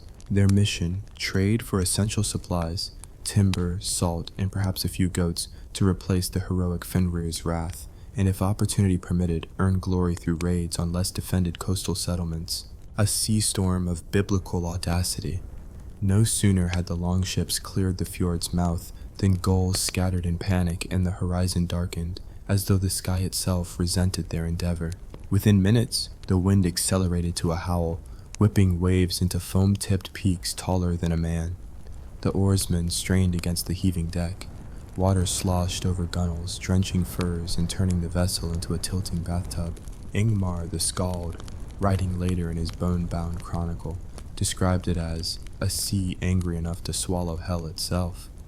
As mast ropes screeched and a rogue wave smashed the prow, the settlers fought to secure barrels of mead, lest precious cargo be sacrificed to Poseidon's rage. One unlucky steward, Njal the Swift, lost his footing and slid bare-chested across the deck into a barrel of pickled herring. The irony was biting. The salted fish preserved him through the night, but triple soaked him in brine. By the time the storm subsided, 12 hours later, every man's voice sounded like an ancient horn, and they had developed a new ritual, pouring the first cup of mead into the sea, apologizing for daring to traverse its depths. First contact, diplomacy with the Inuit. After days of cautious voyaging, the longships approached a series of small islands where dark figures moved across the ice floes, Inuit hunters, their silhouettes jagged against the pale sky. Nervous of repeating past indignities, Bjorn ordered a show of peaceful intent, the planting of the Aurora's nectar barrel on shore, decorated with ribbons of dyed moss. The gesture, he hoped, spoke louder than axes. The Inuit approached warily, their parkas trimmed in fox and seal fur, their eyes wary mirrors of generations bred for survival in equal or worse conditions. A young hunter extended a carved bone harpoon, a token of goodwill, while Bjorn reciprocated with a sip of green-tinted mead, which the Inuit sipped politely before making grimaces that transcended language. An elderly woman, knotted with snow-white braids, sniffed at the moss and proclaimed it soft as death moss, then pounded the ground, making a signal for rhythm. Moments later, Inuit drummers emerged, beating sealskin drums that echoed across the ice like thunder. Trade ensued. The Norse exchanged their dyed moss, astonishingly coveted for its novelty, Aurora's nectar, tasted in dollops, and bone flutes for Inuit furs, carved ivory toggles, and lifelines of braided seal sinew. Most valuable of all was a small vial of black powder, believed to be salt, enough to preserve fish for months. The settlers celebrated with a joint feast, whale blubber boiled in seal oil cauldrons, and barley pottage enriched with dried berries. Cultural exchange reached its peak when the Inuit taught the settlers how to construct igloos without their sod roof hall, impressing Bjorn so much he attempted to build one in his own yard, until it collapsed into a snow pit big enough to swallow 3 goats. Storms, schemes, and scallywags. Buoyed by diplomacy, the settlers pressed onward to a rumored Norse outpost along a sheltered bay, only to find it abandoned, its sod halls roofless, weapon racks empty. A lone, bedraggled dog greeted them, wagging a single tail like a metronome. A scavenged journal revealed that a rival chieftain had forced the settlers to flee under threat of blood feud, ironically for failing to pay a goat tax on time. Humiliated but undeterred, Bjorn vowed to reclaim honor by raiding a wealthy fishing hamlet another 100 miles south. The voyage south was punctuated by smaller storms, each more absurd than the last. One gale so fierce it lifted a tender longship onto the beach, leaving it upside down. The Norse spent 3 days prying it free with bone levers, only to realize they'd righted the wrong end first. Bow and stern swapped, sending them careening sideways into the tide. Another tempest brought with it giant hailstones, whacking men's helmets like medieval golf balls. I felt like Loki himself was pitching me stones for sport, Olaf the Unlucky later grumbled, nursing bruises larger than his ego. Raid gone awry, the fish salting paradox. At last they reached a small hamlet built near a lagoon, walls lined with racks of drying cod. The villagers, weary and amused by Norse war, cries echoing across the water, watched bemusedly as Bjorn's warriors leapt ashore, axes raised, but the hamlet's defenders numbered less than a dozen children and 2 ancient fishermen. Realizing their target was a fish salting operation rather than a stronghold, the Norse paused. Ingrid, the iron skillet, saw an opportunity, commandeering the fish racks for personal use. She gingerly tested a cod, pronouncing it adequately briny. A spontaneous kitchen takeover ensued. While the warriors stood guard, Ingrid and her cooks boiled barrels of cod, tossed in Aurora's nectar for flavor, and produced fish cakes that might have resembled modern patties, if one ignored the crunchy bone fragments. The settlers abandoned any pretense of raid, inviting the hamlet's children to taste their exotic fish cakes in exchange for salt and weather-beaten goatskin trousers. The raid concluded with shared laughter, barter of dried seaweed crisps, and an impromptu goat race through the hamlet's muddy lanes, resulting in 3 overturned barrels of salted fish and a goat demolished by a wayward tambourine. Bjorn, crestfallen at the lack of plunder, comforted himself by trading a bottle of Aurora's nectar for the hamlet's 2 chickens, unlikely spoils that required immediate slaughter lest they die of cold or peck at every glove in sight. Return, voyage, rats, and revelations. Loading their longships under the waning sun, the settlers set sail for Nordheim with fresh furs, salt-packed barrels of cod, 2 chickens, the dogs of both hamlets, and the enigmatic vial of salt from the Inuit alliance. Their journey home began smoothly, until the hulls met a roving pod of orcas, drawn by the scent of cooked fish drifting from the stern. The whales rammed the ships in playful curiosity, splintering planks and tipping men into the frigid brine. The orcas then paraded among wreckage, spraying salty applause before vanishing. Once vessels were patched with seal sinew and spare planks, the real menace surfaced: rats. The longships had become floating petri dishes of mischief. Cornmeal sacks, dried fish, and dyed moss provided a gourmet banquet for rodents. Come nightfall, the settlers awakened to squeaks in the hold, pants rustling, and the gleam of beady eyes. They chased rats with lanterns, smacked them with paddles, and even tried the ice lantern trap trick, filling a keg with snow and lighting a mead candle inside, hoping to lure rats into the cold. The rats simply gnawed their way out, leaving puzzle piece holes in the hull. One dawn, Bjorn discovered that the chickens had been pecked into the hull's storage compartment and now sat inside like feathered captives, too disoriented to peck further. The settlers rigged a contraption of driftwood levers and goat sinew pulleys to rescue them, only to launch one chicken into the sea, where it flapped frantically before being snatched by a hungry seal. The remaining chicken, traumatized, preferred nesting inside Bjorn's helmet, which he wore the rest of the journey in solemn tribute. Homeward bound, the midnight sun's farewell. As the longships neared Nordheim, the midnight sun shimmered on icebergs like giant lanterns guiding weary travelers home. The settlers, ragged and salt-crusted, heaved a collective cheer. Returning goats bleated in accompaniment. The dogs barked so fiercely that Bjorn feared a coup d'etat. Worn sails flapped like old lungs, releasing a final sigh. Their landing was met by anxious onlookers, women and children who'd managed a month's worth of paranoid vigils, cooking pine needle tea and weaving cloaks of goose feathers. As the longships grounded on the shore, the settlers scrambled ashore, brandishing gifts, salt from the Inuit, dyed moss bundles, cod cakes for the children, and one traumatized chicken. In exchange, they received timber planks to shore up the earth hall, fresh barley, and 3 goats, chosen for their robust horns and subdued chewing habits. At last, beneath the Arctic sun that refused to set, the Norse stumbled back into their sod-roofed homes. The dugout earth hall had been reinforced with planks and lined with furs from the new goats. A new rat room was constructed offshore on a floating platform where unwanted rodents were exiled with succulent fish traps. A communal forge blazed for the first time in months, melting down copper and iron from broken longship fittings into cooking utensils and reforging the broken bell of the village chapel. Reflections by the hearth. That night, the settlers gathered around the central brazier, its heat magnified by firestones and windshields built post-Frostbreaker fiasco. Bjorn rose, bottle of Aurora's nectar in hand, his goatskin leg warmer slipping off his stump. To storms unforecast, to ice we've broken, to dolphins and orcas that nearly capsized us, and to the friendships we forged on foreign ice, he declared.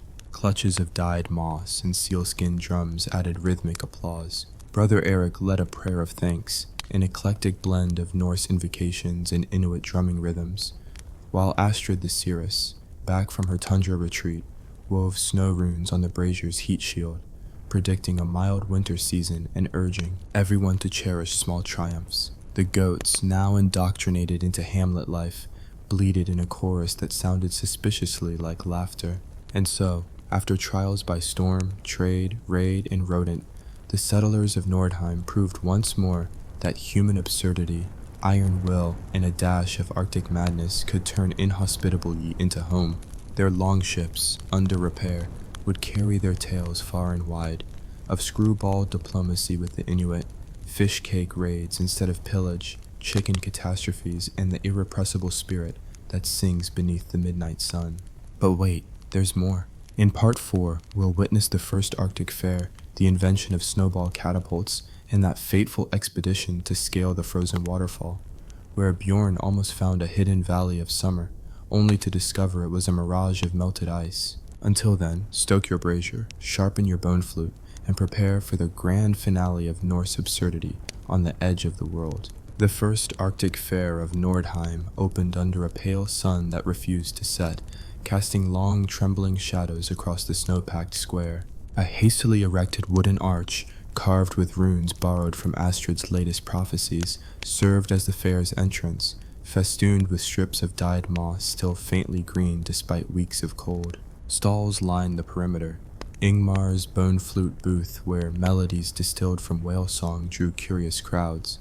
Ingrid's fish cake emporium, peddling crunchy cod patties spiced with fermented kelp, and a surprisingly popular sealskin spa, offering rudimentary steam sauna experiences for anyone willing to endure a face smothering of smoky pine boughs. Central to the festivities was the debut of the Snowball Catapult Tournament, an event dreamed up by Edric the Apprentice.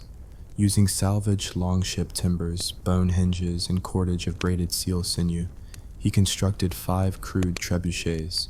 Each catapult stood on a platform of ice slabs, its frame sprinkled with frosty sparkles that reminded observers of diamond dust. Teams of 2, often mismatched pairs like Bjorn and little Orwin, or Astrid and brother Eric, competed to launch snowballs at targets, straw-stuffed sealskins pinned to driftwood frames at distances of 10, 20, and 30 paces. The opening salvo was fired by Bjorn, who hoisted his snowball like a glacial cannonball, dropped it into the sling, and heaved the arm with a grunt. The mechanism crackled, creaked, and flung the snowball in a graceful arc, only for it to splatter harmlessly at the catapult's own feet. The recoil jolted Bjorn backward, nearly dumping him into a barrel of Aurora's nectar. He recovered with a theatrical bow, eliciting cheers. Orwen, his pint-sized partner, delivered the first tournament bullseye, a neat smack on the 50-year-old walrus tusk target. He danced a jig in the snow, crowing like a triumphant rooster, while Bjorn shook his head in mock reproach. Next came the frozen fish relay, where teams sprinted along a slippery course, balancing a freshly caught cod on a reed platform overhead. The winner would earn bragging rights and a lifetime supply of fish cakes from Ingrid's Emporium. The relay began with pandemonium. Racers slipped, fins flew, and one particularly ambitious competitor attempted to ride the cod like a surfboard down the icy track, only to crash into a pile of spare snowballs. The cod survived, but its dignity was shredded, and it now faces a permanent ban from future athletic events. Meanwhile, at the Igloo Architecture Showcase, a handful of settlers unveiled their icy structures.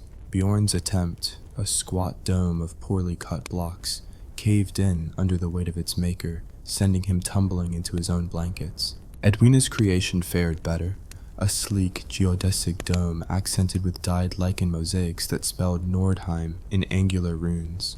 She invited fairgoers inside, where warmed stones glowed behind mud-tacked firs. The novelty drew a steady line, though a pregnant eider duck escaped inside and refused to leave for hours, confounding both architects and avian biologists. As the sun hung motionless on the horizon, Astrid the seeress took center stage for her prophetic whispers ceremony.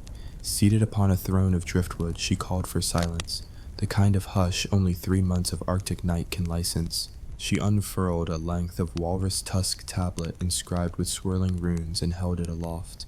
Then, in a voice as cold and crisp as December's first frost, she intoned, "Between ice and sky a hidden valley waits. A waterfall frozen in time conceals a miracle of sunlit greens. Seek it, and warmth's promise shall reward the bold." The crowd gasped, part belief, part skepticism, and Bjorn's eyes glittered with both hope and the memory of mirages that melted upon approach. When the ceremony ended, word of the hidden valley spread through the fair like wildfire in dry tinder. Even the goats, Fenrir's Wrath's descendants, seemed to bray in excitement. Rumors swirled that the valley lay beyond the jagged cliffs 2 days' march east, that the waterfall's ice was etched with ancient sigils, that the secret held the key to conquering Arctic nights forever. By twilight, a term perhaps too generous for the perpetual dusk, the fair wound down with communal feasting. Long tables groaned under smoking platters of seal stew, barley cakes studded with dried cloudberries, and bowls of pine needle tea, sweetened with the last honey from Lord Bromsworthy's ill-fated winter tribute. Laughter echoed as children chased glowworms collected earlier that evening, their lantern cages casting a soft yellow glow that mimicked summer fireflies. The final event was a lantern release. Each family lit a whale oil lamp in a hollowed gourquet and floated it onto the central pond, the lamps bobbing like tiny stars fallen to earth. When the lamps drifted away, drifting circles of light expanding until swallowed by thick ice, the settlers spoke of tomorrow's expedition with hushed excitement. Maps were unfurled, charcoal sketches on parchment showing glaciers, crevasse fields, and scribbled notes reading "Watch for ice bears" and "Avalanche zone, avoid." Bjorn pored over the map, his face half lit by lamp glow, while Edric packed spears and salted dried fish rations. Others stuffed wool socks with barley for makeshift hand warmers. Ingrid packed iron pots. Brother Eric clutched a satchel of pine needle penance beads, perhaps to ward off both frost and divine wrath. At dawn's lazy approach, really just an intensification of dim light, the expedition set out. A party of 8, Bjorn and Orwen in front, followed by Astrid and Edwina carrying the map and measuring line, Edric and Ingmar lugging tools, Ingrid hauling food, and Brother Eric trailing with his prayers. They trudged eastward across wind-sculpted drifts, the cliffs rising like the teeth of a colossal beast. Their footprints filled with snow as soon as they formed, erasing all evidence of their passage. The air was so cold that each breath tumbled into the air as a miniature avalanche of ice crystals. On the second day, signs appeared, a narrow ravine where snow had been charred black by trapped air above. a series of ice stalagmites that pointed the way like frozen spears. Astrid declared it proof of divine guidance. The party steeled themselves, descending into the ravine. Every step produced a hollow echo. Every gust rattled the walls. Edric hacked footholds into the ice with bone chisels, while Ingmar recorded the route in verse. Through corridors of chipped blue stone, we climb where whispers chill the bone. With every breath a crystal sigh, we chase the promise in the sky. That evening, they camped beneath an overhang dripping with spindly icicles. Ingrid boiled turnip broth. Brother Eric prayed over each steaming bowl, insisting they eat slowly to avoid indigestion-induced frostbite. Edwina stitched patches of dyed moss onto their cloaks as warding symbols. Bjorn drank Aurora's nectar as a libation to the journey. Outside the cave's mouth, the wind howled like ancient spirits shrilly debating their fate. On the third morning, the ravine opened onto a sheer ice wall that glimmered in the low sun. A frozen waterfall stretching 40 feet tall, its surface etched with crisscrossing fissures like veins of glass. Below it lay a half-frozen pool, clear enough to reveal tufts of grass and moss carpeting the shallow end. A warm mist hovered just above the water, defying the Arctic chill. The hidden valley had appeared, but only as Astrid had spoken. Bjorn approached, hand trembling. He pressed his palm against the ice, only to find a patch so thin that he could feel the faint warmth beneath. Edric chipped through the brittle surface, and a trickle of water emerged. The first liquid they touched unbuffered by brine or snow in half a year. Astrid raised her staff, chanting in a tongue older than Nordheim itself. The mist thickened into a gentle vapor, and from the crevices small clusters of green sprouted. Moss, grass, and even a few wildflowers. Blue forget-me-nots and yellow saxifrage, defiant blooms thriving in a hidden pocket of warmth. Tears stung Bjorn's eyes as he knelt to touch the greenery. Orwin danced through the grass like a child in a brilliant dream. Edwina wept with joy, pressing a finger into a moss bed and producing an emerald smear on her glove. Ingmar composed an impromptu skaldic stanza. Amid the ice, a heart aglow, where winter's breath dares not intrude. We found a vale where green fronds grow, and hope is sharpened by the cold. They named it Gronfjall, Green Mountain, and celebrated by downing mugs of warm spring water and biting into fresh moss clumps. An acquired taste, but sweet in irony. Brother Eric blessed the pool, scooping handfuls of water for each settler to splash upon their faces, symbolically washing away the last vestiges of Arctic despair. Resting in Grunfjall for the rest of that day, the party preserved samples, flower petals pressed between vellum, moss clumps packed in animal stomach pouches, and a vial of waterfall water earmarked for healing. As dusk fell, which still arrived far too early, they made camp under overhanging ferns, insulated by the valley's residual warmth. Even the goats from base camp, herded up by a relief party, brayed with contentment, nibbling at fresh grass as if waking from a long fevered dream. The return journey was easy by comparison. Each step forward felt lighter, guided by knowledge that the Arctic's cruelty could yield hidden kindness.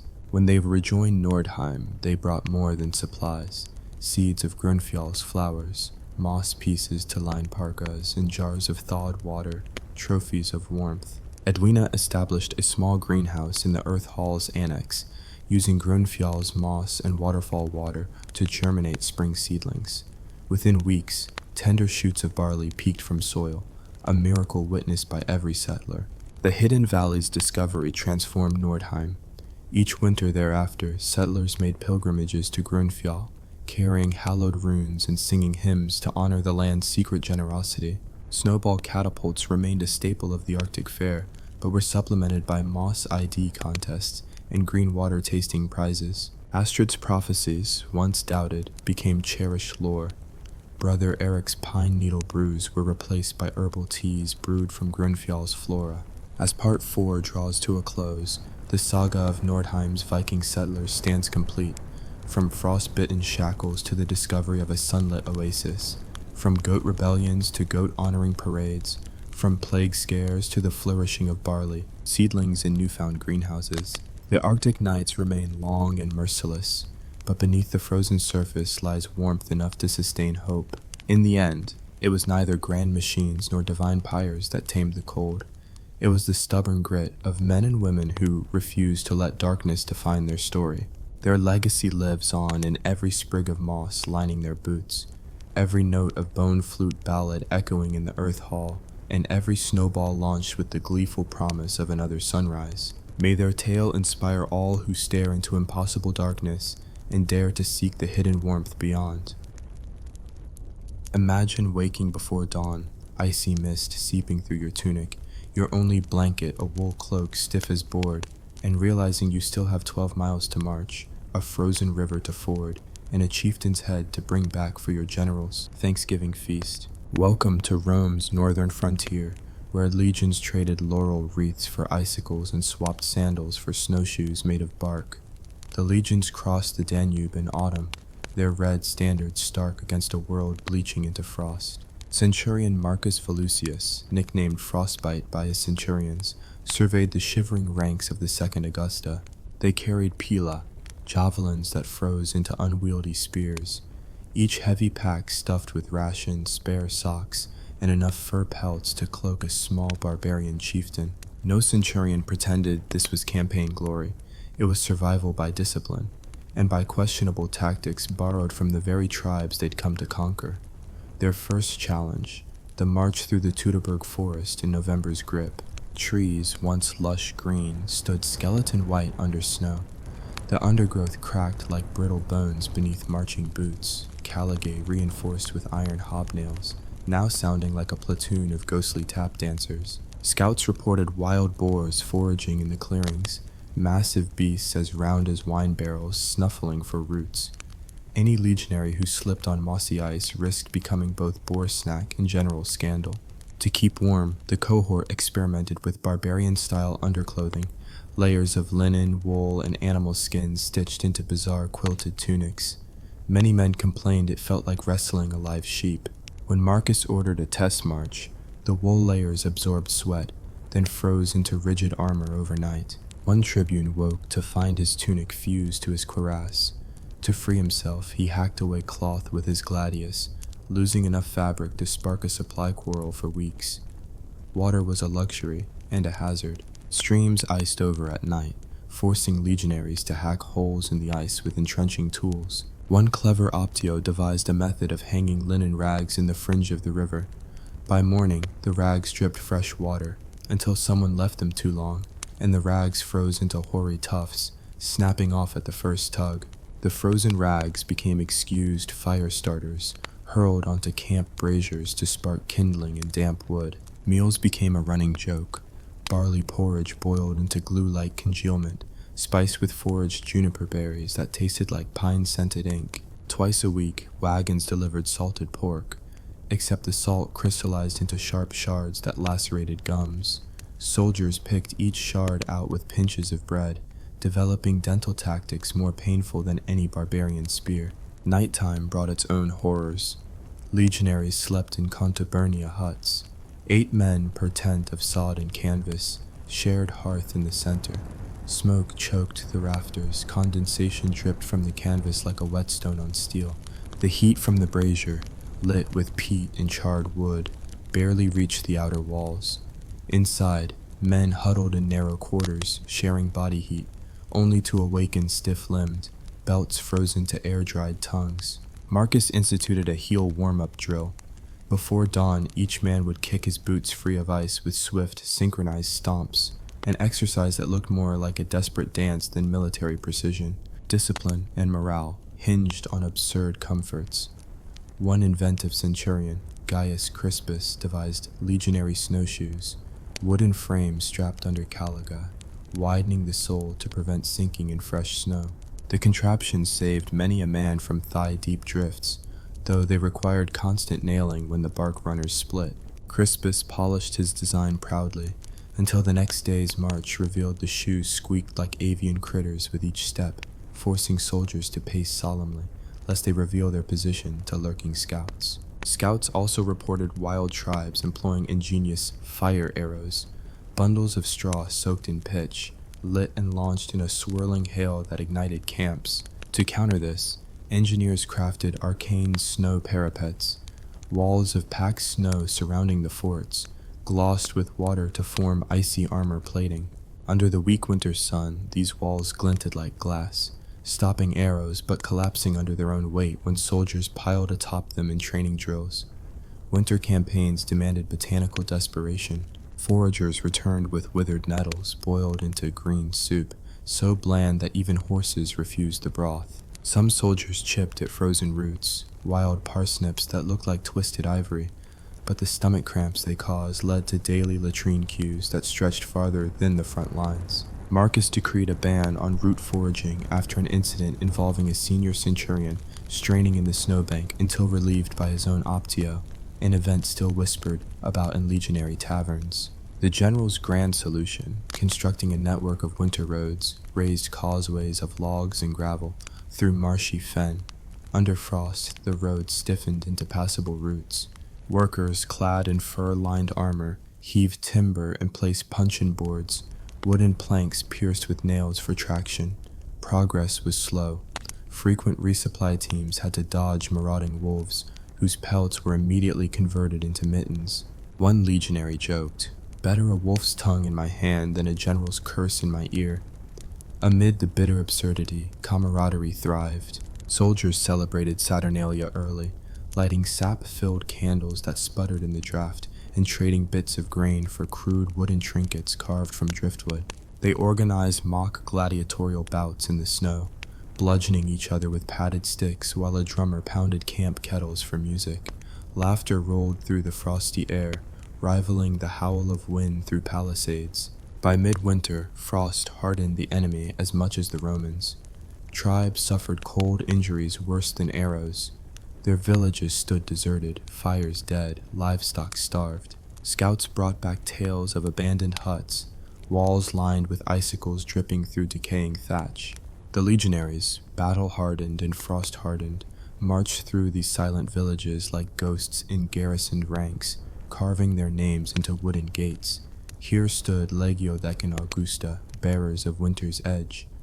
As January bled into February, supply lines held, until a thaw in the north turned roads into quagmires. Logs beneath the frost heaved upward, then sank in icy mud, slowing march to a crawl.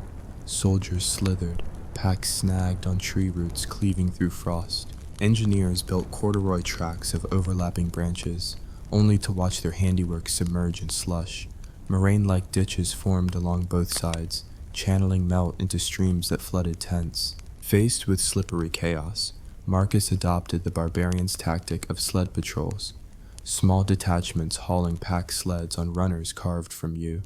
Men lay prone atop the sleds, using long poles as rudders and ice picks to brake. The patrols called themselves the Flying Frostmen, wearing cloaks dyed white for camouflage. They delivered urgent dispatches between forts, squealing through the slush like mischievous phantoms, until one misfired, sliding off a bank into a creek and emerging with a more sober appreciation for dry socks. Despite the hardships, the legions hardened into an unstoppable winter machine. Each camp boasted a network of heated ovens, small brick-lined braziers stoked day and night, where soldiers warmed metal tools and baked barley cakes. These communal heat chambers became the heart of each fort, places of gossip, strategizing, and occasional pipe-smoking contests using imported Egyptian papyrus rolls, now charring into acrid curls. Their bitter triumphs culminated in a feigned retreat that lured a war band of Saxons into a snow-covered plain outside a fortified camp. As the Saxons charged, boot tracks revealed hidden trenches filled with icy water. Frigid water surged ankle-deep, toppling the attackers into muddy pools. Trapped and trembling, the Saxons begged for mercy, offered only upon swearing allegiance to Rome and volunteering to serve as ice fishing guides. By early spring, the frost had begun its reluctant retreat. Pontoon bridges lay intact but coated in algae. Roads dried into broken causeways. Soldiers discarded quilted tunics, swapping them for standard lorica segmentada, and opening the ranks to dusty banners. Snowfields yielded to muddy fields and legions marched on, leaving behind winter's folly and crumbling parapets of ice. Centurion Frostbite would later recount in his memoirs, assuming he could thaw his quill. the absurd saga of how Rome's finest endured barbarians, beasts, and the biting edge of northern winter. They learned that discipline could bend to frost, that absurd inventions sometimes outperformed doctrine, and that a good laugh by the brazier was sometimes more powerful than a legionary spear. Stop here, steel your nerves for part 2, where we delve into the siege of a frozen hill fort, the curious case of the ice-locked siege towers, and how a spilled amphora of wine once saved an entire cohort from mutiny. The dawn broke gray-white over the frozen plateau as the Second Augusta approached the hill fort of Vindobona, a stout earth and timber stronghold once teeming with tribal defiance, now encased in a shell of rime so thick it glittered like 1,000 swords. Centurion Marcus Frostbite Volusius surveyed the icy ramparts with amusement. Here was a fortress as frosty as the hearts of the raw recruits at the back of the column. The plan, in theory, was classical: surround the fort, cut off supplies, erect siege towers, and compel surrender with displays of Roman engineering might. In practice, winter warped every precept of siegecraft into an exercise in absurdity. To begin, the ramparts were too slippery for ladders. Each attempt to hoist a Sina led to sliding wrestles in the snow. Engineers improvised ice cleats by affixing hobnails to ladder rungs, but these turned ladders into unwieldy steel combs that snagged cloth and flesh alike. Any soldier foolish enough to mount one slid straight back down, collecting bruises and glory in equal measure. So they tried siege towers instead. Timber frames rose amid sawdust and sweat, each wheel carved from oak and sheathed in iron to bear the weight of frozen men. But before the towers could roll, the wheels iced over and seized like petrified wheels of cheese. The engineers, the unsung heroes of folly, set to prying free each spoke with cold chisels heated in portable braziers. The towers stood on slick pads of ice, tilting precariously, until a team of mule-drawn winches leveraged them upright. When finally nudged into place, the towers lurched forward a few feet, then groaned to a halt as their iron wheels bit into the frozen moat. This moat, once a ditch of murky water, was now a solid sheet of ice 6 inches thick. The centurion ordered the moat frozen through at key points.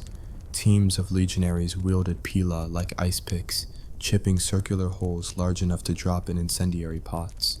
The plan: fuse the moat's ice to metal shells filled with pitch, ignite them, and watch the moat become a sheet of burning ice, deterring any sorties. The technique worked brilliantly, until a sudden gust snuffed the flaming pitch, leaving smoldering pots embedded in the ice.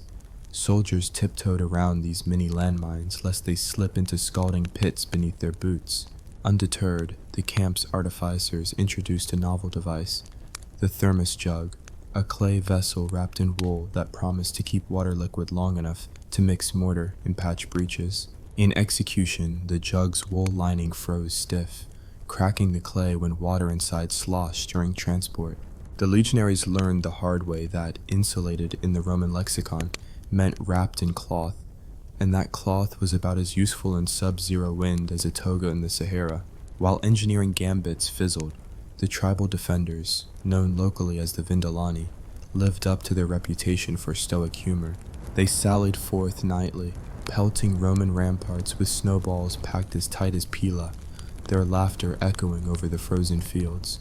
One darting incursion saw a Vindolani warrior hack into the walls and hang a wreath of ice-laden branches, a mocking gift from Mars himself. Centurion Volusius, stung by insult to the god of war, authorized a dawn counterstroke, snowball catapults. Under cover of darkness, legionaries hauled 3 wooden frames fitted with sling arms to the crest, loading them with snowballs drizzled in pig fat. By morning, the snowballs had melted into slop in the sacks. The catapults discharged soggy globs that splattered at the foot of the enemy walls, provoking only peals of laughter and the taunt, "Romans, masters of the damp miss." Food remained this campaign's cruelest adversary. After 2 weeks, ration carriers trudged back empty-handed. Local game had retreated to the deep woods, and livestock within the fort had been consumed to the last bone. The field kitchens, once the pride of Legio II, boiled barley until it congealed around cauldrons and sheets as thick as parchment. To spice the gruel, cooks foraged juniper needles, scorched them to ash, and sprinkled the powder atop each ladleful. The flavor was described by one centurion as like licking the sole of a wet boot, yet morale dipped far more at the sound of empty spoons clanking on frozen bowls. General Gnaeus Vibius, overseeing the campaign from his heated pavilion of hides and furs, dispatched a supply caravan brimming with salted pig and a shipment of spelt bread. The caravan set out under escort of the Flying Frostman sled patrols, who capacity tested the new sled design by stacking pomegranates atop and sliding across the plateau. Exactly 3 minutes into the trial, a hidden ice ridge launched the sled into a somersault that sent pomegranates and legionaries flying. The patrol returned with spiny bruises and 4 cracked amphorae of olive oil, hardly ideal for salting meat, but wonderfully effective for lubricating frozen boots.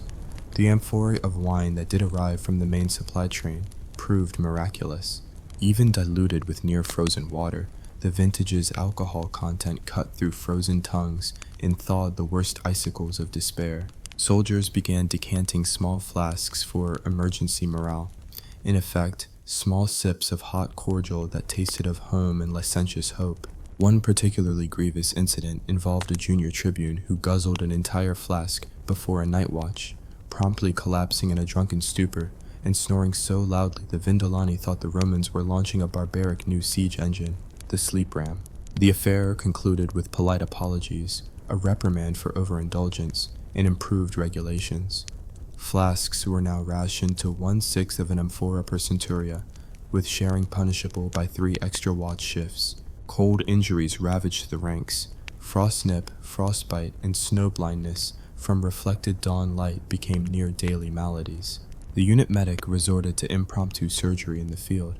Scalpel-sharp obsidian knives fashioned from shattered pottery shards were used to amputate frostbitten digits. Patients lay on straw pallets beneath sheepskins, while their comrades attempted to distract them by telling bawdy jokes and reciting verses from Virgil. Though the irony of quoting pastoral idyls while a compatriot screamed in pain was not lost on anyone. Those who survived amputation earned the moniker snow stumps, wearing leather boots with holes carved to accommodate missing toes, a style statement of Gothic panache. By mid-campaign, the siege had become a battle of attrition against winter, rather than against Vindobona's defenders. The Vindolani, having exhausted every method of mockery, began surrender negotiations, primarily to secure grain, blankets, and a guarantee that Romans would cease playing the lyre at dawn. A torture worse than any spear, they claimed. General Gnaeus, realizing the strategic misjudgment of winter warfare, conceded to terms. The Vindolani would supply firewood, dried meat, and local hides in exchange for Roman protection against rival tribes. A treaty scroll was drafted, scribed on parchment so stiff it threatened to crack the stylus. Both sides signed, executed rather, by dipping thumbs in ink mixed with sheep's fat. As Vindobona's gates swung open, legionaries dragged their siege towers back to camp, wheels clinking like thawing bells. The moat's flaming ice experiment left behind blackened pots embedded in ice, an archaeological reminder of Roman hubris. Piles of frozen rags and snowball catapult frames were abandoned under a cairn of stones marked, "Here lie the bold and the absurd." The withdrawal march was no kinder than the advance. Mud-choked tracks replaced ice fields, boots slurped in slush, dragging down soldiers and supplies alike. When the column halted at night, tents collapsed under the weight of slush, pinning men inside like woolen sarcophagi. Yet each campfire glowed brighter for having survived the siege. Wine amphorae gleamed amid cooking pots, and men swapped flasks and tales until laughter drowned the wind.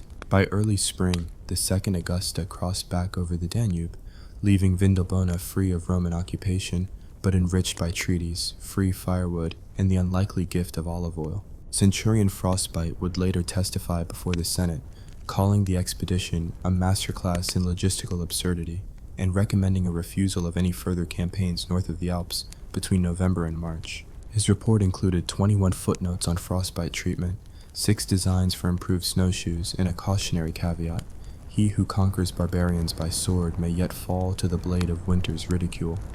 Thus concluded Part 2 of Rome's Frozen Folly, a siege of ice, a treaty born of desperation, and the hard-learned lesson that in frigid lands, even the world's greatest army bows to the cold's relentless jape. The legions marched on, toward rumor of a warmer front, a pledge of summer campaigns and the promise of dry sandals before their next appointment with winter's whip. By the time spring's first tentative rays coaxed the snow into grudging thaws, the second Augusta had become a well-oiled machine of half-mad survival tactics. Part 3 of our saga finds Centurion Frostbite's veterans transformed, frost-hardened, battle-weary, and possessed of dubious inventions worthy of both admiration and ridicule. 1. The Frozen Battalion's Mud March. As March dawned, frost gave way to mud, great churned swaths of thick black mire that sucked at every boot and wheel. The column set out at first light, only to watch wagons sink axle-deep in glutinous earth. Soldiers formed human chains, heaving on ropes to pull wagons free. When that failed, they hauled supplies over frozen logs into the next patch of ice, only to find themselves constructing a new corduroy road through the same quagmire. Frustrated Morales led to an impromptu mud march race, wherein the fastest team to drag a supply chest 20 paces earned a flagon of spiced wine, an incentive that produced both heroic sprints and spectacular face plunges into the sludge. 2. Trial by ice river crossing. Their route intersected the Drevis River, swollen by melting snows but still locked in ice flows. Engineers felled nearby trees to fashion pontoons, then lashed them with leather thongs to form a crude bridge. The first test involved a single contubernium. 4 legionaries in full kit trudged across, only to hear a keening crack as the ice beneath split. They leapt in unison onto the pontoon, which listed wildly before riding the current like a floundering turtle. The rescue involved throwing pila as improvised anchors, effectively pinning the pontoon in place, but leaving iron shafts protruding dangerously through the deck. After half the squad had dislocated shoulders hauling the anchors back, the engineers reinstated the bridge, complete with a warning sign, "Mind the javelins." 3. Barter with the winter woodsman. In the heart of a frosted pine forest, the second Augusta encountered a band of local woodsmen, tall, red-bearded fellows clad in moss-lined cloaks, masters of tracking and trapping. Initial parley led to barbed exchanges. The woodsmen mocked Roman discipline. "Your shields clatter like chains on a tavern door," while the legionaries ridiculed their habit of seasoning venison with bark jelly. Eventually, both sides grudgingly agreed to trade: Roman pottery fragments for smoked elk meat, pila for sharpened bone harpoons. The woodsmen taught the legions to weave snow goggles from strips of hide, a priceless gift that ended the epidemic of snow madness, where blinded soldiers stumbled into campfires or toppled headfirst into trenches. 4. The Siege of Ice Lock.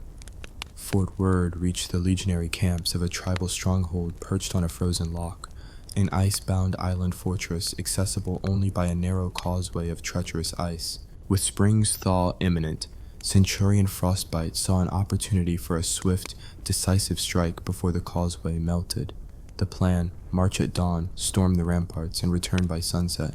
At first light, 3 cohorts formed into Roman wedge formations, indomitable testudo shields locked overhead against stray arrows sleeted from across the ice. The testudo advanced in deliberate rhythm, but as the men pressed forward, the ice groaned beneath them. Halfway across, a thawed fissure opened, swallowing one cohort's scutum shields into the icy abyss with a collective splash. Rescue parties hesitated until a junior Optio volunteered, belly sliding on a shield as a toboggan, his almost heroic recovery of the lost Scuda, earning him the new moniker Optio Sladarius. Reinforced by woodsmen's crampon-tipped boots, the testudo reached the lock's island, only to find gates barricaded with logs hewn into frosted stakes. Engineers busied themselves with boiling vats of water, then doused the barricade, freezing it into a solid ice block. Legionaries pried at the ice with iron pry bars, torches of burned pitch, and sheer exasperation. Eventually, they bored holes for wooden wedges, hammered them in with solemn determination, and shattered the barricade in a cacophony of ringing chords, an aria of Roman ingenuity. Inside, defenders staged a cunning resistance. They poured boiling brine from wooden turrets onto shields, turning testudo ranks into a flurry of scalding steam and shrieking men. In response, Centurion Frostbite ordered a shield swap. Men tossed their metal shields aside for layers of thick leather padded with linen, which absorbed the brine's heat. The sound of boiling liquid hissing against fabric sounded like giant geese under siege, and the leather shields soaked through, creating a new problem of waterlogged armor. The melee that followed was short and brutal. Legionaries, now wielding gladi slick with brine, charged into the tribal defenders. The encounter ended with the fort's surrender, but not before the defenders drenched the walls in leftover brine, creating a death trap of refreezing steps. Extraction required using straw laid as makeshift pathways, and a massed volley of pila aimed at dissolving the brine's frost with hot iron shards. 5. The curious case of the mutinous amphora. News of the siege victory reached camp via a most unusual courier, a battered mule carrying an amphora of prized Falernian wine. The amphora's seal had cracked en route, and by the time it arrived, the wine had frozen into a conical iceberg. Soldiers found it amusingly beautiful, a phallic sculpture of frozen vintage. When thawed, however, the wine tasted like vinegar water tinged with frost. Disappointed, the soldiers staged a mock trial for the amphora. They dressed it in crude toga scraps, appointed a tribune as judge, and executed the vessel by smashing it with a pila. The fragments were then thrown into the camp latrine as punishment for uprising expectations. 6. The Winter Optio's Pentathlon. To keep spirits high as the thaw threatened to strand them in lowland valleys, the centurion organized the Winter Optio's Pentathlon, 5 brutal contests, testing strength, endurance, and above all, tenacity in cold. Events included shield push. 2-man teams pushed a heavy shield across a distance of 50 paces on slick ice. Pila toss. Competitors flung javelins at straw targets frozen solid in blocks of ice. Gladius sprint. Soldiers sprinted 50 paces in full kit, then stabbed ice mannequins. Canteen. Chug. Each man downed a canteen of tepid water without grimacing. A feat of willpower. Boot wrestling. 2 heavy boots, ice solid, were wrestled in a makeshift ring, each wrestler seeking to knock the other off balance. The winner, a wiry specialist named Quintus Brachianus, earned the coveted title Snow King and a leather hood stitched with white thread. The event's highlight was the boot wrestling final, which devolved into something resembling 2 walruses in awkward combat, so entertaining that even the grimmest centurions howled with laughter. The pentathlon, though absurd, forged bonds of mutual respect among the men, essential when winter's cruelty still had its grip. 7. The camp's Great Thaw Festival. As March deepened, ice retreated, and meltwater coursed through the camp's trenches. To mark the occasion, the 2nd Augusta staged its Great Thaw Festival. The officers retooled the amphitheater used for nightly roll calls into a temporary stage, draping standards in moss and tying garlands of thawed straw. A legionary troupe performed a bawdy farce about a centurion who tried to conquer winter and ended up shivering naked in a hedge of frostbite-ravaged brambles. The crowd roared at every pratfall, welcome relief from months of disciplined silence. The grand finale featured a melt-off contest. Teams built small ice sculptures blessed by the camp's augur, then sawed slowly through their bases, timing how long each took to plunge into meltwater. One particularly ambitious sculpture, a 4-foot eagle of crystal-clear ice, took nearly 4 hours to collapse, during which soldiers drank spiced wine and placed wagers on whether it would survive till sundown. It finally shattered in a spectacular spray of slush, toasts of Ave Caesar, and the near mutiny of those who lost bets. 8. The final leg, toward the Danube. With the thaw in full swing, the legionaries broke camp and prepared to retrace their steps to the Danube's warmer banks. Wagons, once buried to their axles in mud, now threatened to ride atop quagmires of melting fen.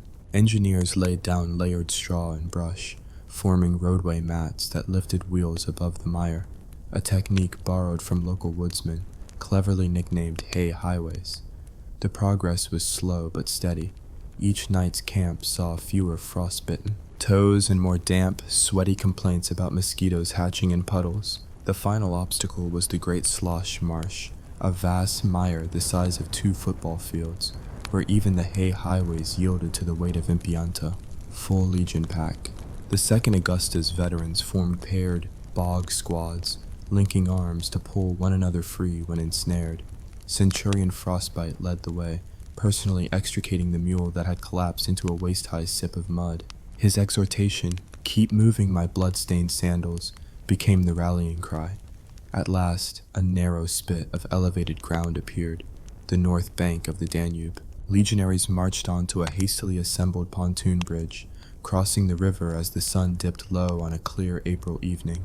Behind them, campfires faded into memory. Ahead, the promise of vineyards, stable roads, and boots that no longer squeaked with every step. 9. Reflections on the winter campaign. That night, the legionaries bivouacked on Roman soil once more, the Danube's currents lapping gently beneath their measuring rods. Centurion Frostbite called his officers to a final council by torchlight. They spoke of frozen sieges, mud marches, and the strange kinship born of shared absurdities.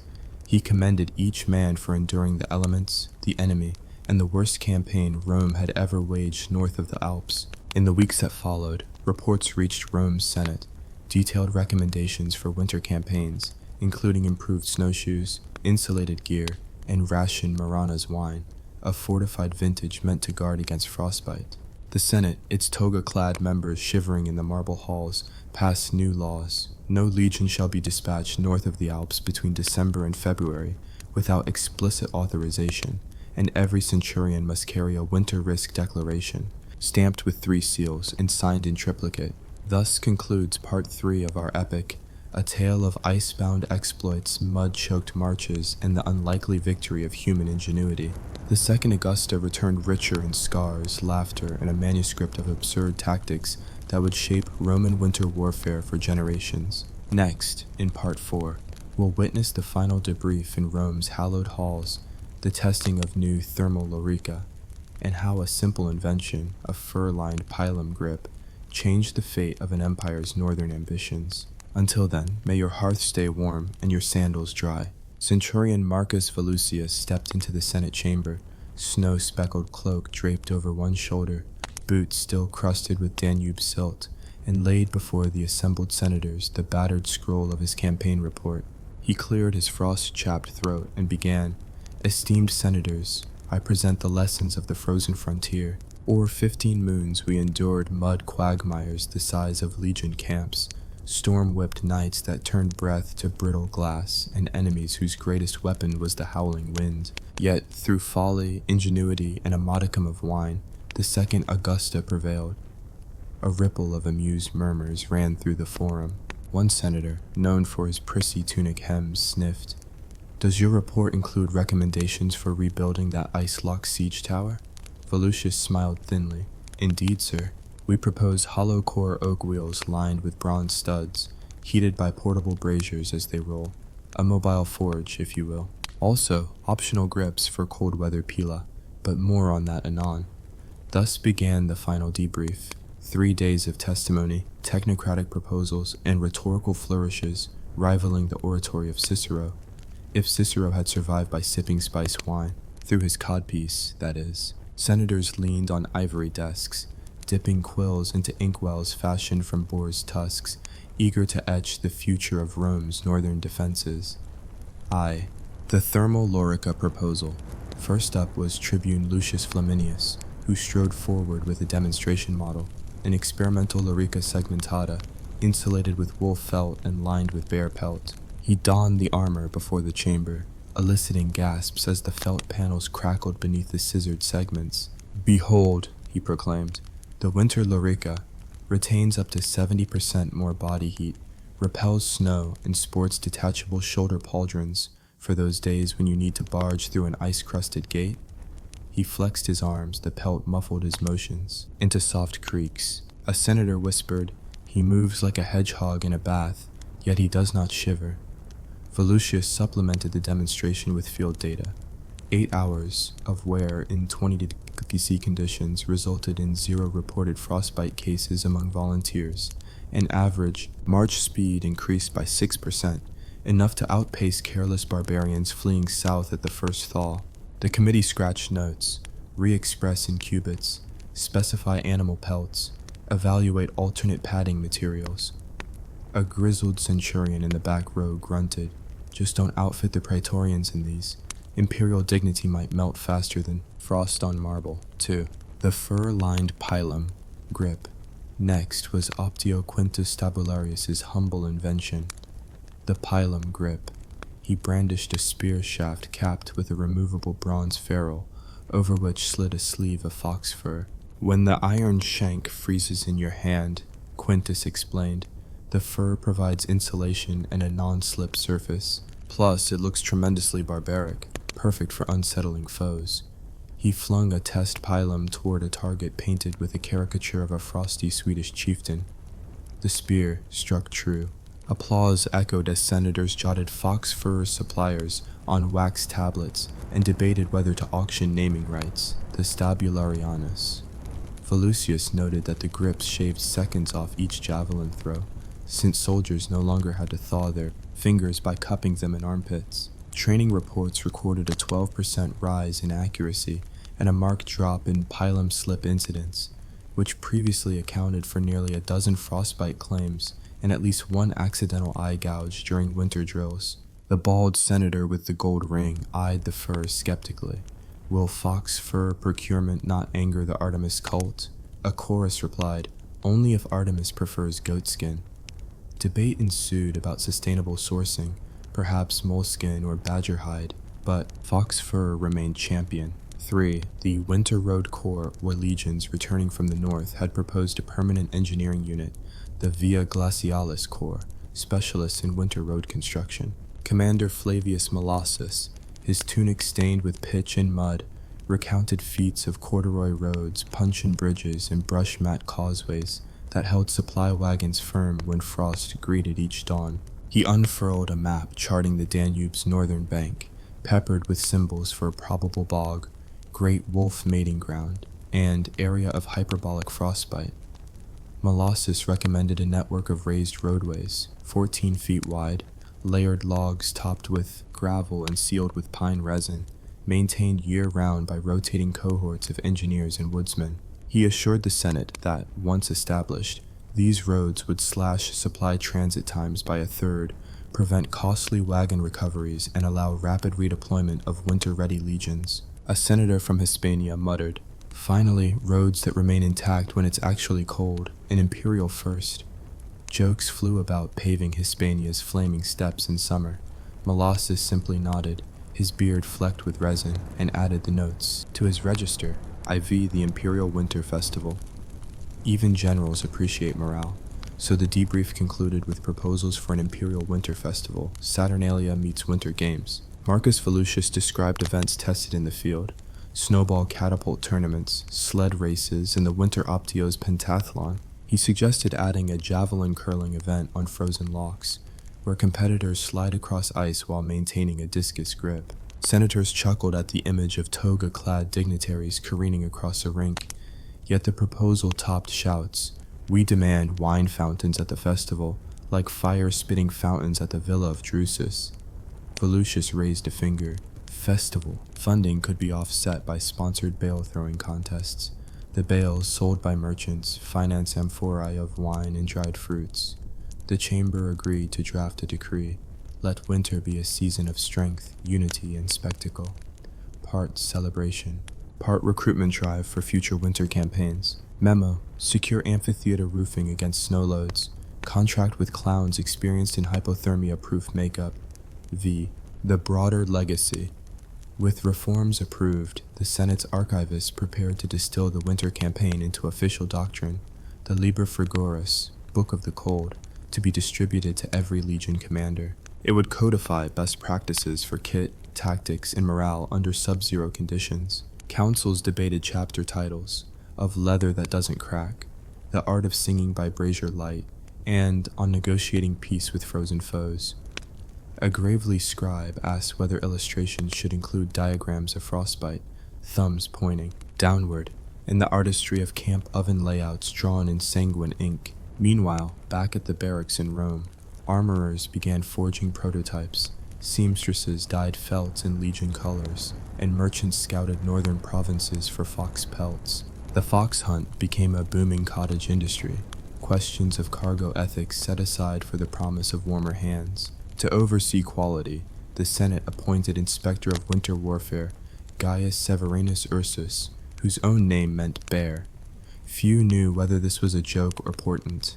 Ursus arrived robed in brown wool, his eyebrows dusted with snow and caricature.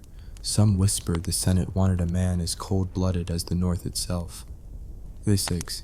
The first test, Germania.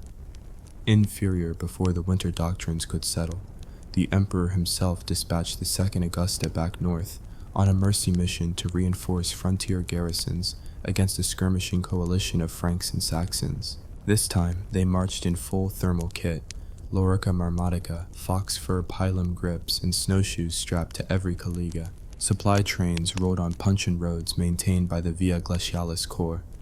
Smokehouses dotted the route, curing meats with low fire to avoid literal smoke-in-your-face fiascos of old. As the cold returned, legionaries reported near miraculous comfort. Frostbite incidents dropped by 90%, rations lasted longer, and thaw cycles yielded manageable slush rather than deadly quagmire. A triumphal column passed Vindobona once more. The icy ramparts, long since renamed Camp Volusius, stood with banners half frozen to poles saluting the returning soldiers. Even the Vindolani, now allies, greeted them with steaming pine needle tea and goat cheese dipped in honey, a nod to ancient treaties and shared winter wisdom. 7. Carnival of the Cold, Winter Games in Vindobona. Emboldened by success, the frontier commander organized Carnival of the Cold in early December, an echo of Rome's festival but with practical edge. Snowball trebuchets launched at targets painted with caricatures of barbarian chiefs. Sled jousts pitted centurions against local chieftains, each armed with foam-tipped spears, and log-rolling contests took place on half-frozen moats. The festival's apex was a procession of armored bears, trained by Frankish handlers, marching behind the legion's bear standard, Ursus himself cheering on. The bears, more comfortable in sub-zero than the Romans, stole the show, eliciting laughter and wide-eyed admiration in equal measure. 8. Institutionalizing winter expertise. Within a decade, Rome had not only a written manual, but a dedicated winter warfare school at Cologne. Facilities carved into glacial outcroppings, heated workshops for testing armor, and lecture halls where veteran frost-hardened centurions recounted their exploits. Candidates for instruction were evaluated on snowshoe sprints, pilum grip proficiency, and ability to brew drinkable pine needle infusion. Graduates earned the distinction frigidarius, marked by a silver snowflake brooch worn on the fibula of their tunic. Datine, cultural impact and literary legacy. Roman poets and playwrights, ever opportunistic, seized the frosty muse. Horatius, Nivalis penned the epic Frostica on campaigns north of the Alps. Lines described shields shimmering like starlit skiffs, and soldiers forging warmth in heart's furnace. Comedy troupes staged the snow-locked siege, a farce where legions attempt to batter a gate only to discover it was made of ice. Audience laughter rivaled even the amphitheater's bloodier entertainments. Bronze statues sprouted in provincial forums, a legionary with fox fur grip raised in salute, or a centurion hoisting a snowball like a tragic orb. X. The lasting lesson. By the time the northern provinces settled into a cautious peace, Rome's winters were no longer dreaded horrors but seasons of opportunity, times to display innovation, forge stronger bonds with local tribes, and prove that empire's reach need not shrink when the mercury plunged. The Second Augusta earned mythic status, survivors of the Great Frozen Siege. They became patrons of winter festivals and teachers of cold-defying arts. Every December, cohorts across the empire raised mugs of warmed mead in salute to Centurion Frostbite and his frozen brethren, chanting, "May neither wind nor ice freeze our spirits." And so ends our 4-part chronicle. From frost-bitten marches and absurd siege engines to Senate reforms, autumnal festivals, and the birth of an entire school devoted to winter warfare. The barbarians still lurk beyond the frontier, but now they face legions that laugh in the face of blizzards, march on snow-paved roads, and hurl fox fur-gripped pila with unfrozen fingers. In the grand tapestry of Roman history, the lessons of the cold stand as testament to imperial adaptability, human ingenuity, and the wondrous absurdity that arises when an army tries to outwit winter itself. May your hearth fires burn bright, and may your toga never feel quite as stiff as a frozen shield. Imagine waves crashing over your deck in a gale, spray freezing on your cloak like tiny glass daggers, and your very breath crystallizing in the frigid night air, yet you still must climb the rigging to reef those sails or face certain doom. Welcome to life aboard an 18th century man of war, where hypothermia lurked in every wind gust and only wit, camaraderie, and questionable medical remedies kept sailors from turning into human ice sculptures. The North Atlantic in the 1700s was no occasional nuisance of brisk weather.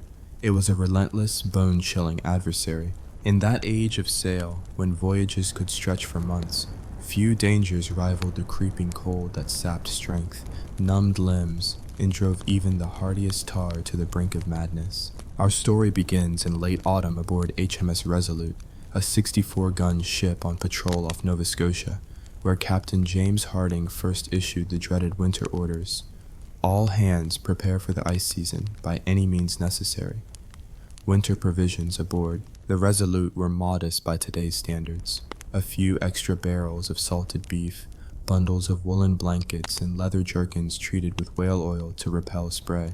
Yet these measures proved scant when the first northeast gale drove sleet into every crevice. Sailors, already exhausted from hours at station, discovered that whale oil jerkin meant little when every drop of spray froze instantly on contact, turning smooth leather into a jagged shell. Deck fittings iced over, handrails transformed into perilous bars of ice. One midshipman, Thomas Shivers McCall, learned this the hard way when he slid aft during night watch, striking his head and awakening to discover his nightcap frozen solid, and several teeth rattling in their sockets. To battle the cold, the Resolute's crew relied on a combination of physical exertion and ritualized routines. Every 2 hours, quartermasters directed heat runs along the deck, sprinting from forecastle to quarterdeck in full oilskins, fists pounding against chests in a bizarre mimicry of drill. The exercise raised heart rates and momentarily banished the numbness, but left men gasping for breath in the acrid smoke of the ship's single coal brazier. That brazier, fashioned from an iron tub lashed to the mainmast, was their lifeline. Sailors took turns tending its fire, each man rotating through a tucker's watch beside the glowing coals to revive frozen toes and thaw frozen marrow. Rumor had it that any man who lingered too long by the brazier risked developing a peculiarly pungent odor dubbed coal foot, a stench that earned him both pity and teasing limericks sung in the forecastle. Food, too, played a critical role in staving off hypothermia. The Resolute's cook, known only as Grizzlebeard O'Sullivan, boasted that his rancid rum and beef stew could warm a man from the inside out. Each evening, while sleet rattled on the gun ports, the galley lantern glowed with the promise of hot gruel. Sailors lined up with tin mugs clutching their rations of grog, rum diluted with near-freezing water, and belting down spoonfuls of stew laced with pepper and ship-grown onions. The stew's salt content made it borderline inedible, but the heat it generated in stomachs was worth every grimace. Some men went further, carrying small flasks of spiced rum laced with cloves and ginger, remedies reputed to keep internal fires alight long after the brazier cooled. Yet no amount of exercise or hot stew could prevent the telltale signs of hypothermia once it set in. Fingers stiffened first, nimble tasks like knot tying or shaving became acts of sheer will. Sentries on watch described the slow approach of barrel hands, seamen whose digits swelled into bulbous shapes, rendering them useless until gnawed by pain and pried free by the ship's surgeon. Surgeon William Grafton kept on hand a nasty brew of ethanol and turpentine, administered via cloths wrapped around frostbitten limbs. It burned like acid, yet somehow restored circulation enough to save digits, at the cost of white-knuckled screams that echoed through the hold. The true horror came in the form of paradoxical undressing. Grafton recorded cases of men stripping off garments despite the bitter cold, staggering toward open decks as if intoxicated by hallucinations. These sailors, in the throes of terminal hypothermia, felt a crushing heat inside that drove them to strip away their oilskins and run aimlessly in the wind, only to collapse in the snow. The crew learned to watch for wandering figures, corralling them back to the galley with blankets and pitiful admonishments. One particularly unfortunate cabin's boy wandered overboard, later rescued, barely conscious and clutching a tarred hat as if it were a lifeline. Those who survived the ordeal spoke of visions, ghostly apparitions of lost shipmates dancing on the waves, beckoning with frosty fingers. Superstition blended with science aboard the Resolute. Captain Harding endorsed nightly warm saltwater immersions for the worst-hit hands. Sailors dunked only fingertips into buckets of near-boiling brine, a practice as painful as it was effective. Meanwhile, Grafton advocated stimulant cordials, made from bark of the cinchona tree, an early source of quinine, boiled in rum and honey.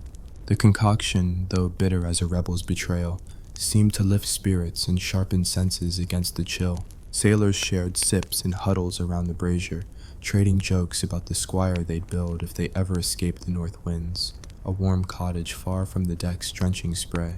Life below decks offered no respite. The waist decks froze in a sheet of ice.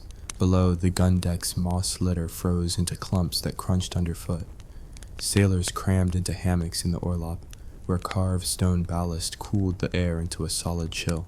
To ward off the cold, they stuffed straw beneath layers of hammock cloth, a primitive insulation that trapped body heat long enough for at least a few fitful hours of sleep. Ropes rattled in rat lines overhead, condensation dripped from beams, and the faint smell of dried fish permeated every nook, a reminder that survival sometimes meant embracing one's worst trials. As days rolled into weeks, the crew devised a grim calendar of cold milestones.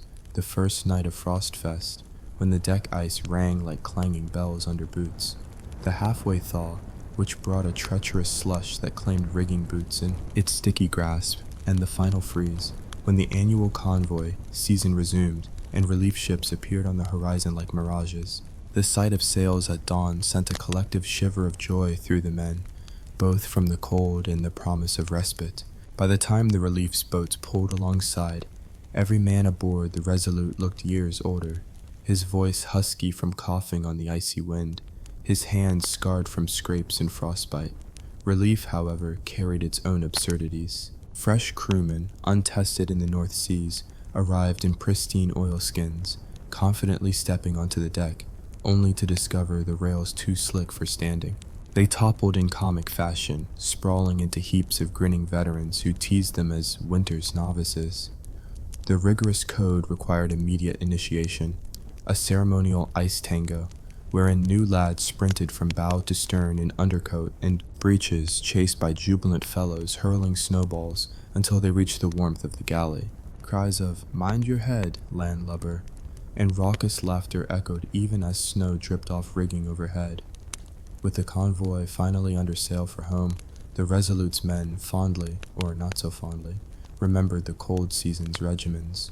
They packed away their fell-lined trousers, stowed the turpentine tubs, and bid farewell to the coal brazier, its ashes scattered in a final salute to wounds healed and stories forged. Letters home would recount tales of bravery and absurdity, the midshipman who danced naked on the quarterdeck to keep warm, the surgeon who sang bawdy tunes while amputating frostbitten toes, the cook whose unholy stew warmed more hearts than stomachs. In the end, 18th century sailors battled hypothermia, not with modern gear or medical science, but through brutal routines, painful remedies, and a camaraderie that laughed in winter's face.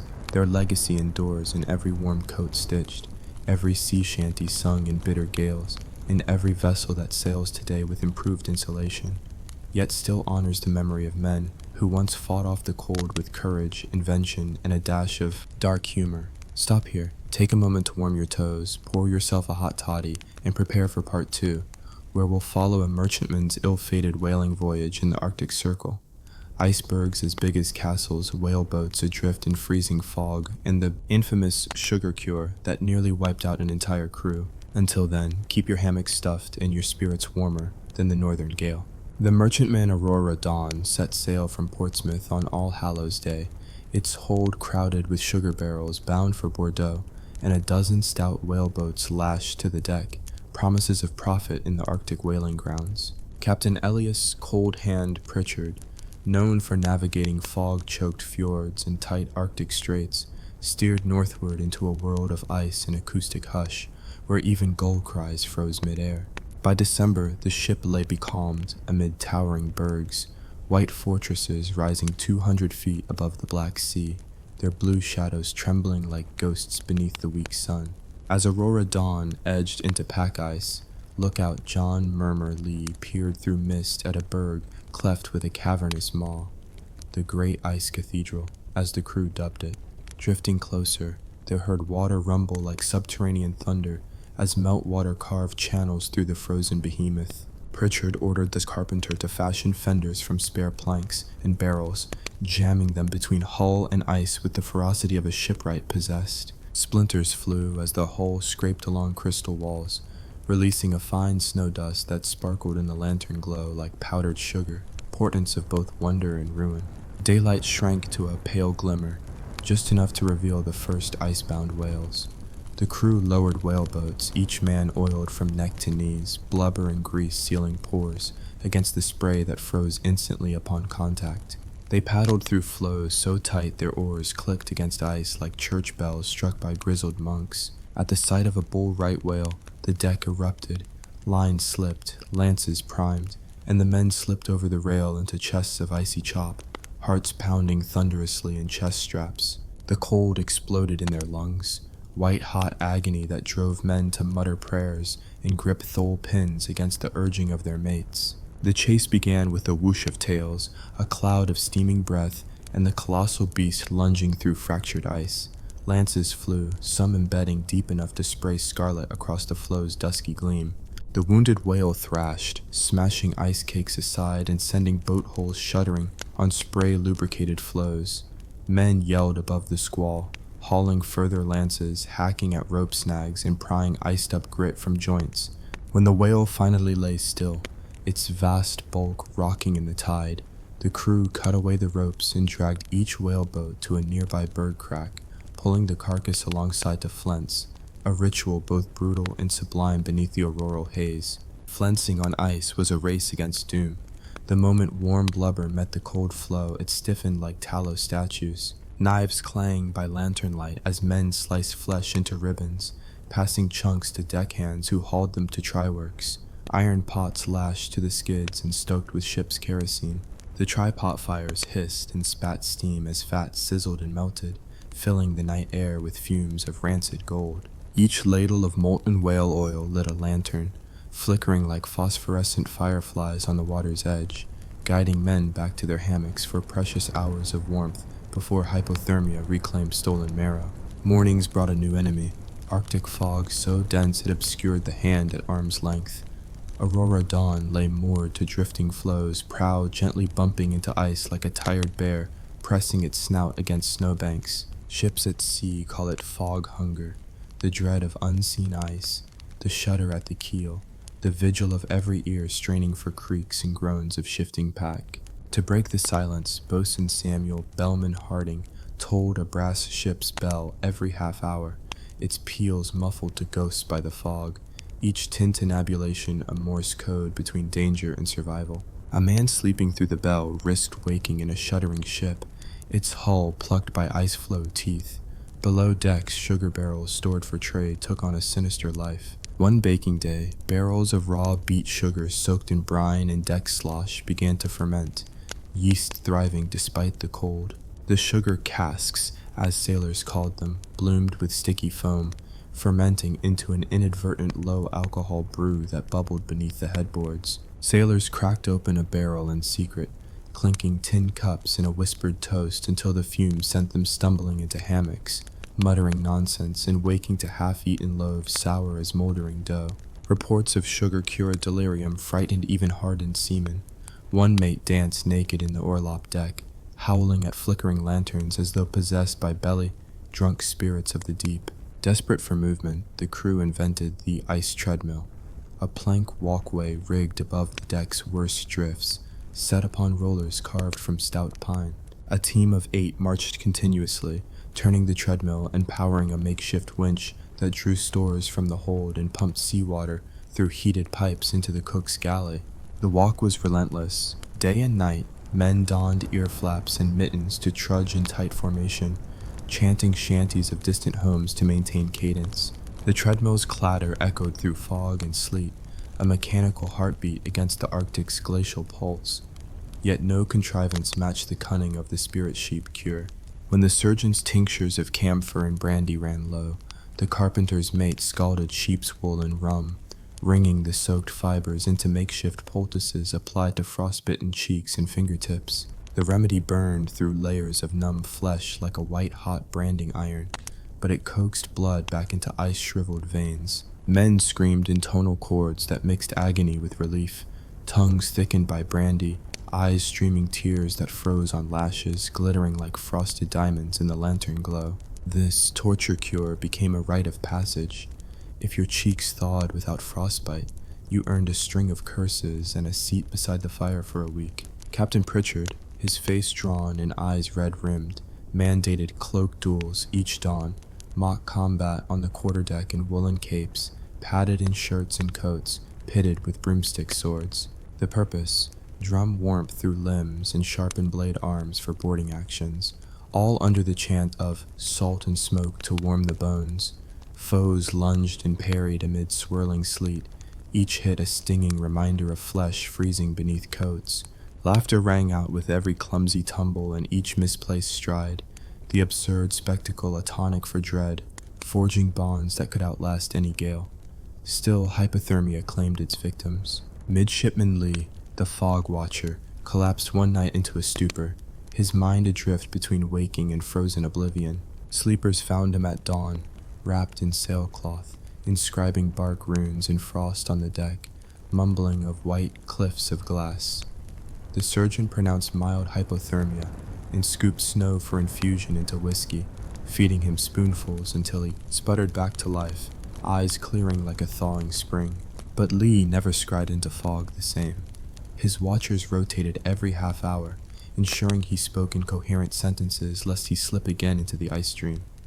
Crucial to survival was preserving morale in the face of dull terror. The Aurora Dawn's carpenter crafted a warming chest, a painted cedar box lined with resin-coated elm and filled with heated stones from the tryworks. Each watch took turns sitting atop the chest's lid, trousers lifted to expose thighs to searing warmth, a practice known as stone thighs. Grim economies governed its use. If a watchman refused his stint, he forfeited one ration of beef. Men grumbled, but warmed flesh regained color, forging a grudging reverence for the cedar box that glowed from within like a hearth in a ghost ship. As January rolled into February, the pack began to yield. Spring tides loosened flows, fog lifted in rags to reveal cobalt sky.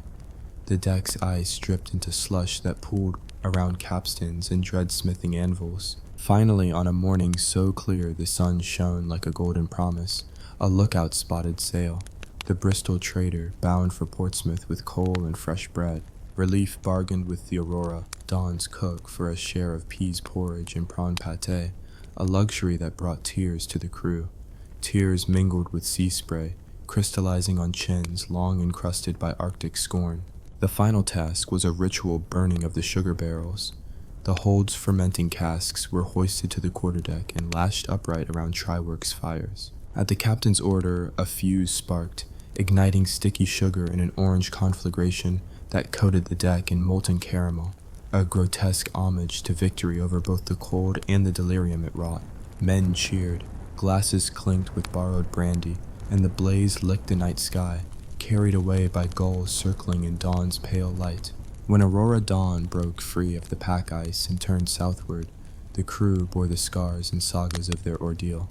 Lobstered fingers testament to frostbite, blackened whiskers singed by tripod blasts, and hollow eyes glazed with memories of frozen whales and sugar cure madness. They stowed the whaleboats ashore and charted a course for home, each man carrying a flask of the surgeon's cinchona cordial, a liquid heirloom of survival. Back in Portsmouth, well-thumbed journals emerged, line drawings of icebergs, verses about sugar barrels turned beasts, and instructions for sheep-wool poultices. The Admiralty circulated the logs as Winter of Our Discontent manuals, Arctic Service Handbook, the Hypothermic Mariner's Guide, and Songs of the Ice Treadmill. Merchant captains studied them with equal parts reverence and dread, ensuring every future voyage north carried sugar, yes, but also proper rum tincture, wool poultice kits, cedar warming chests, and at least one whaleboat lashed with extra care. Thus ended the Aurora Dawn saga, an odyssey of frozen kill, delirious cures, and the absurd lengths to which 18th century sailors would go to keep the frost at bay.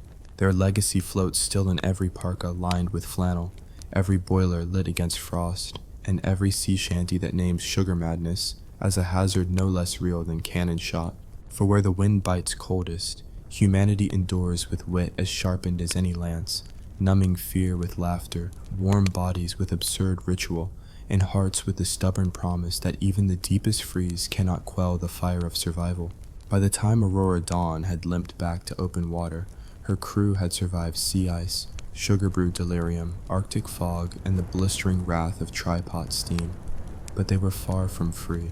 Captain Pritchard, grim as a man who'd watched his ship gouge through berg walls, ordered the vessel eastward to navigate the famed Greenland current. His goal? Reach the Labrador coast before drifting ice could strand them indefinitely.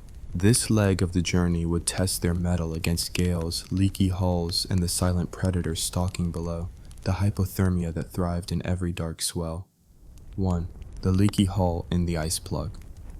A week into the Greenland current, a routine pump inspection revealed a slow trickle beneath the starboard keel, where ice gouges had cracked caulking seams. The carpenter and sailmaker worked through a 10-man plank watch, hacking away frozen pitch patches by lantern light and recalking with hot tar, a sticky mortar that froze solid within minutes. As they drove home oakum stuffing, the men developed a sophisticated tar rash around their wrists, proving that preserving the hull could cost flesh nearly as precious as their digits. When the leak persisted, the crew improvised the ice plug, a half-ton cube of compacted snow and ice, shaped by wooden molds and rammed into the breach from the outside. Lowered on ropes, the plug fit snugly, sealing the crack until the sun's weak glow softened its edges. Months later, in the warmth of Portsmouth docks, sailors recalled the ice plug's efficacy with a mix of nostalgia and horror. Never again would they underestimate the personal cost of patching ship in sub-zero. 2. Gale-driven madness. The Grampus Rave, north of Davis Strait. A storm of biblical ferocity ambushed Aurora Dawn. Barometer needles smashed, waves towered, the crew heaved at sheets and braces until blind with spray. Below decks, the carpenter's apprentice invented a Grampus whistle, carved from the walrus tusk to mimic the song of pilot whales he'd heard echoing through ice canyons. Blown at the storm's height, the whistle emitted mournful howls that reverberated through the hull. Legend says that seafarers, huddled in hammocks, awoke in bats' ears to the whistle's plea. Many swore they glimpsed phantoms of whales porpoising across the night sea, their ghostly forms illuminated by sheet lightning. The crew, spiteful of the storm's dominion, joined in with pitch-dark jokes and improvised Grampus raves. They beat iron frying pans for drums and tossed salted pork bones through the air, leaping from bulkhead to bulkhead as if possessed by Arctic dolphins. The storm, perhaps amused or irritated, slackened at dawn, leaving a shuddering silence and a deck strewn with pork rinds and a dozen shaken but alive sailors. 3. The frozen rats, the coup. When restocked provisions revealed a new menace, rats emboldened by the sugar barrel fiasco, the crew's patience snapped. Under Midshipman Lee's direction, they staged the Great Rat Exile.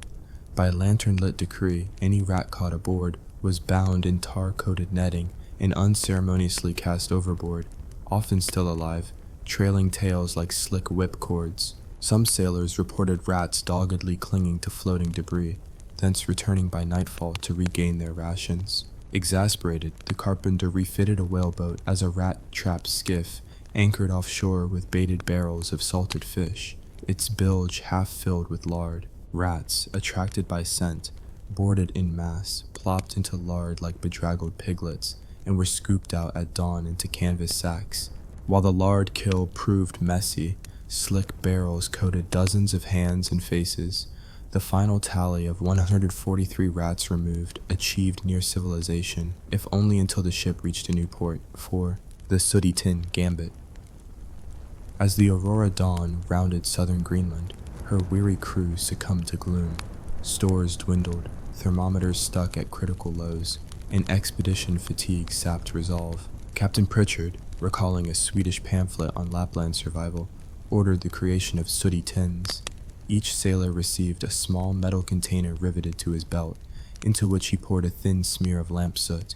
When cabin cold numbed fingers, men would unwrap oilskin gloves, rub the soot between fingertips, and regain dielectric grip on ropes and tools. The tactic worked astonishingly well, until a night gale blew lantern soot through the rigging, coating sails, decks, and faces in a layer of grimy black. Sailors awoke at dawn unrecognizable as human, appearing instead as a platoon of charcoal effigies. Pritchard, upon inspection, erupted in laughter that sounded like cannon fire. The sooty tins, though initially derided, became badges of pride. Sooted second mates earned whispered admiration, and soot-smudged faces became the season's fashion statement. 5. The ice-torn mast and the Zeppelin rope. In a cruel twist, a sudden gust snapped the mainmast's topmast halyard, sending the remaining section crashing through the crow's nest. Splintered wood rained on deck, while riggers dangling aloft faced the specter of plummeting into icy seas. The solution? The Zeppelin rope, an 80-foot length of tarred hemp bound with compressed seal gut and lined with emerged whalebone splints for stiffness, a flotation line as much as a ladder. Riggers ascended by clamping the Zeppelin rope between frozen mast steps, the horsehair interior providing insulation against ice's bite. The rope's rigidity kept men from sliding, while its buoyant seal gut core allowed rapid recovery of fallen tools, and if needed, survivors. When the mast was jury-rigged, the crew toasted the Zeppelin rope with hearty draughts of spiced grog, invoking blessings on foul ropes and frozen rigging alike. 6. The Phantom Iceberg. Chase. One fog-bound evening, Lookout Murmur Lee glimpsed a dark silhouette drifting overhead, an iceberg's shadow gliding across the fog's ceiling like a Leviathan submarine. He roused a skeleton watch shouting, "Iceberg trial!" The crew scrambled to prepare for collision, securing guns, readying pumps, and mustering at stations. Yet as the ship wheeled, engines silent, the supposed iceberg shadow remained aloft, shifting as if alive. Pritchard ordered Blackwater searchlights, lanterns lowered on ropes to peer through the fog's underbelly. To their surprise, the shadow belonged to a massive flock of auk and guillemot winging overhead, their wing beats slicing the fog like oars.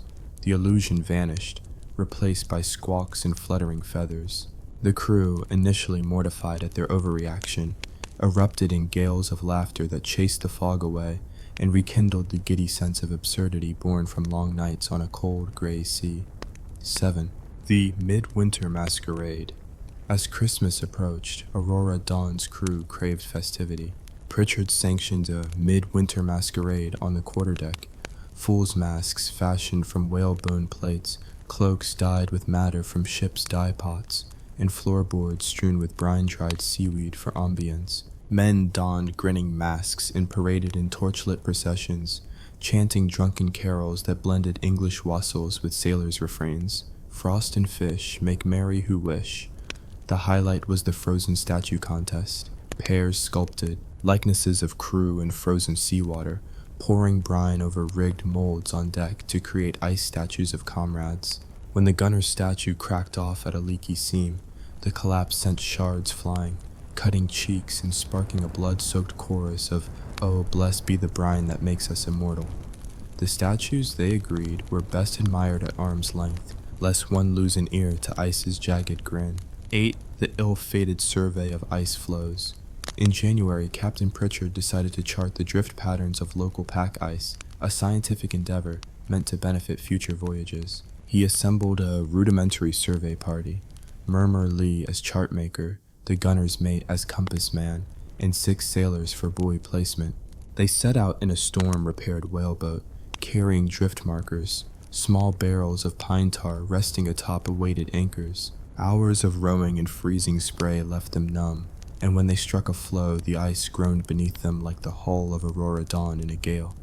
They drilled holes with ice picks, dropped anchors, and tied barrels above the surface. Yet as they began the return trip, a wind shift slammed the floe into a barrier of bergs, stranding them. Their oars froze in mid-stroke. The boat lay pinned until riggers used the Zeppelin rope as a lifesaver to haul them across a narrow lead. They returned to the ship battered, their charts barely legible beneath the frost. Yet despite the ordeal, their work produced the first rudimentary ice atlas, celebrated in the hold with subdued cheers and hot broth. 9. The final push for home. By mid-February, provisions ran low again. Pritchard ordered a final course for the Grand Banks, hoping cod stocks could sustain them until the French fishing convoys offered supplemental bread. What followed was a burst of frenzied fishing, lines baited with salted pork, nets cast through leads, and every barrel stuffed within an inch of capacity. Men boiled cod in seawater kettles, scraping encrusted salt off the hole's barnacle plates to perch on biscuits for a gritty crunch. When they finally sighted the Newfoundland shoreline, the crew stumbled from their posts as if born anew. Aurora dawn coasted into St. John's Harbor with sails shredded, masts battered, and a hull encased in thin ice. Local merchants greeted her with hot tea, fresh molasses bread, and crates of spruce beer brewed from forest needles, an intoxicating bouquet that tasted of home, spruce, and sweet deliverance. 10. Epilogue: The Arctic Survivor's Code. In the weeks ashore, the crew drafted the Arctic Survivor's Code, 6 precepts to guide future voyages. Always carry a sooty tin and no one to smear it. Keep a whaleboat's worth of ice plugs in the casks. Whistle only when desperate, lest you summon Phantom Grampus. Never forge drift maps alone. Always pair for rescue. Honor the cedar warming chest above the mizzenmast.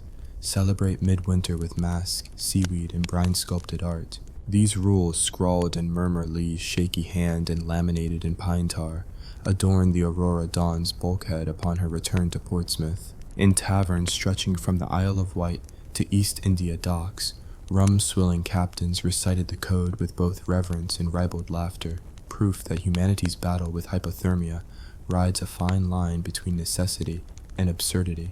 Thus closes Part 3 of our Arctic Whalers saga, a tapestry of leaky hulls, storm-driven raves, rat coups, and scientific folly, bound by the grim humor that kept men alive on the coldest deck sails on Earth. Join us for Part 4, where we'll witness the final debrief in the Admiralty chambers, the proliferation of warming chest industries, and a dramatic trial of the first steam-heated sailor's coat that nearly caused a dockside explosion.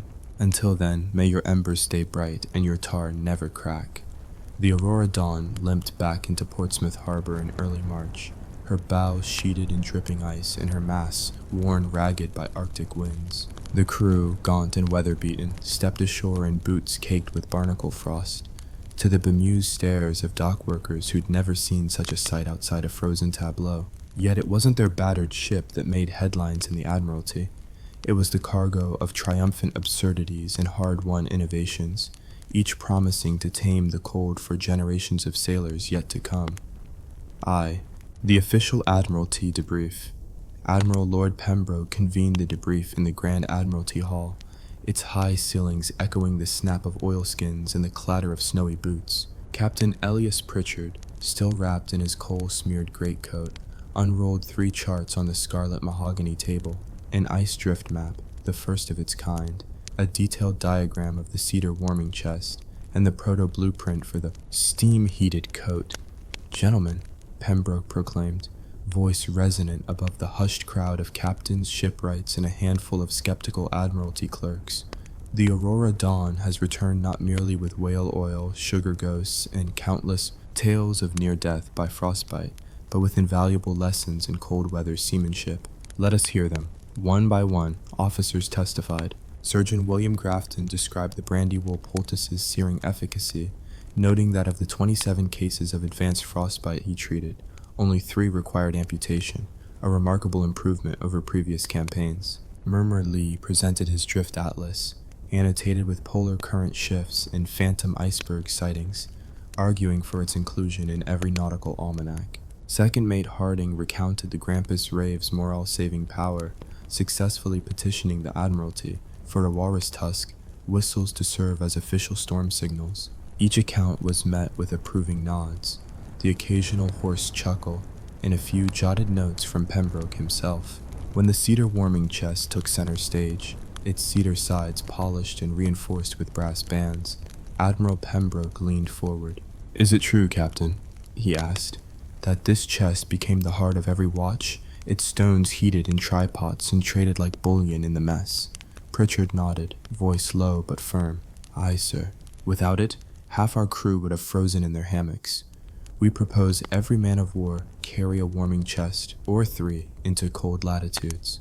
A hush fell as the steam-heated coat blueprint was revealed. Pembroke tapped the parchment where coiled copper piping wound through heavy wool lining, terminating in a small, enclosed boiler fed by coal pellets. The air in the hall seemed to freeze mid-breath. "Explain," the Admiral commanded. 2. The steam-heated coat trial.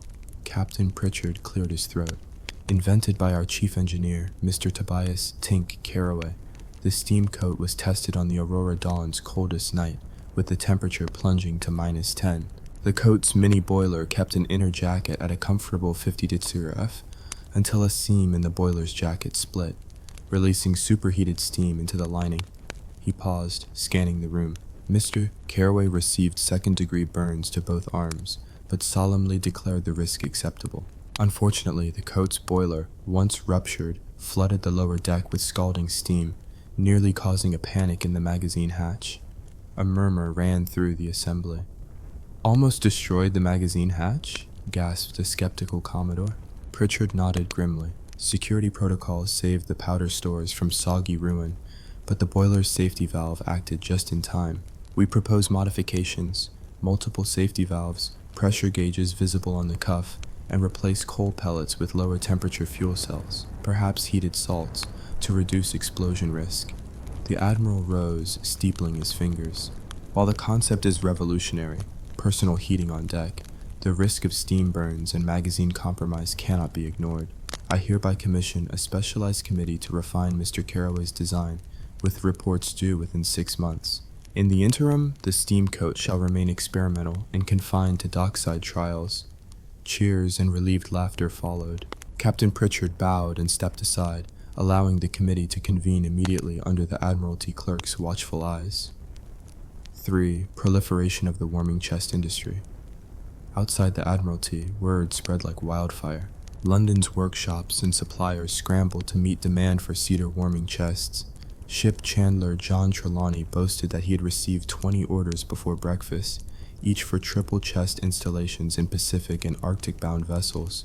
Workshops turned from rope and sailcloth to cedar planks and brass fixtures. Apprentices who once fashioned blocks and deadeyes found themselves steaming wood, fitting thick cedar panels, and lining compartments with fire brick and asbestos wool. "They called me mad for learning about asbestos," reported one journeyman, "but now I'm booked 3 voyages ahead." Merchant guilds petitioned for tax breaks on cedar imports from Nova Scotia and New Brunswick. Tree stands suddenly prized across the empire. The Admiralty itself allocated funds for standardized warming chest designs, issuing Admiralty Pattern 1812A, a 3-chest configuration, 1 for each watch, complete with built-in tripod attachments and fold-out metal trays for heating stones. The warming chest's success birthed ancillary industries, manufacturers of heat stones, dense soapstones cut to spec, brass fire tongs stamped with Admiralty emblems, and leather-bound warming pouches for transporting glowing stones between holds. Even Parisian fashion houses caught wind. Tailors imported British cedar for private yachts, advertising Admiralty-approved warming cabinets in their Mayfair brochures, proof that naval innovation could cross into high society. 4. Refinement of cold weather gear. Meanwhile, the Admiralty Committee on Steam Coats met in a drafty boardroom above Chatham Dockyard. Chief Engineer Carraway, bearing patched bandages, presented his improved prototype. Boiler shells tempered with Kevlar-like fibers, an experimental weave imported from East India, twin pressure relief valves, and a hand-cranked water feed pump to maintain boiler pressure without coal. Accompanying slide, a sailor testing the coat on deck in a simulated storm chamber, complete with wind machines and spray nozzles. He emerged twitching with delight, his face flushed rather than frostbitten, the coat's external seams untouched by ice. "Remarkable," praised Rear Admiral Sir James Wilkinson. "But is it safe near gunpowder stores?" Caraway nodded, tapping a gauge. Pressure never exceeds 10 psi, far below the threshold for magazine compromise. And with the mechanical water feed, the boiler can be isolated before entering the hold. We've added a dry dock mode switch to deactivate the coils entirely. The committee debated. Some worried about complexity and maintenance at sea. Others hailed it as a leap forward. Ultimately, they agreed on a limited pilot, 2 officers aboard HMS Glacier, to trial the coat in Antarctic missions. Orders issued that no boiler would be installed without a certified Caraway inspection, ensuring quality control. V. The sooty tin and silk underclothing craze. Back in the merchant's quarter, the sooty tin trick took hold as common practice. Sailors etched names on their tins, agreed on standard application methods, and formed soot brotherhoods, groups devoted to perfecting and decorating soot patterns. The tin of war, soot applied in artistic ciphers, became a matter of pride. Silk importers also benefited. Recognizing the need for an insulating inner layer, captains demanded sea silk undergarments, fine silken slips worn beneath oilskins and uniforms. Chinese silk imported via the East India Company sold at a premium, marketed as natural wicking and thermal regulation for oceanic frost. Surgeons praised silk's smooth surface for reducing chafing in frost-nipped skin, while tailors reported booming trade in silk union suits, one-piece pajamas for sailors on long watches. 6. The Arctic Survivors Society, out of the Aurora. Dawn's Code and subsequent campaigns grew the Arctic Survivors Society, a quasi-secret order of naval veterans who'd endured the cold and returned to tell the tale. Membership required evidence of service in sub-zero conditions, 2 sworn testimonies of frostbite cured by brandy poultice, and a cedar-warming chest plaque mounted on one's cabin bulkhead. Society gatherings, held quarterly at Harvey's Maritime Exchange, featured lectures on ice mapping, displays of proto-steam coats, and competitive cold tale recitals in which sailors vied to outdo each other's absurdities. The engineer who repaired a rigging block by chewing through rope, the midshipman who navigated by moonlight alone, and the boatswain who composed a shanty about sugar delirium, so catchy it became standard fare in every coaling station from Sydney to Halifax. 7. The pilot of HMS Glacier. In late 1813, HMS Glacier set sail for the Ross Sea, her hold stocked with warming chests, steam coats for officers, silk underclothes, and Caraway-certified boilers. Captain Lydia Iron Hand Sinclair commanded the expedition, renowned for her logistical acumen and tolerance for experimental gear. On arrival in Antarctic ice, Glacier's officers donned steam coats for a shore party to chart a new harbor. Faced with 30-degree F winds, they activated boilers and moved comfortably ashore, leaving crew in awe. Reports from the field praised coat reliability, no steam failures, no boiler splits, and recommended mass production for senior officers.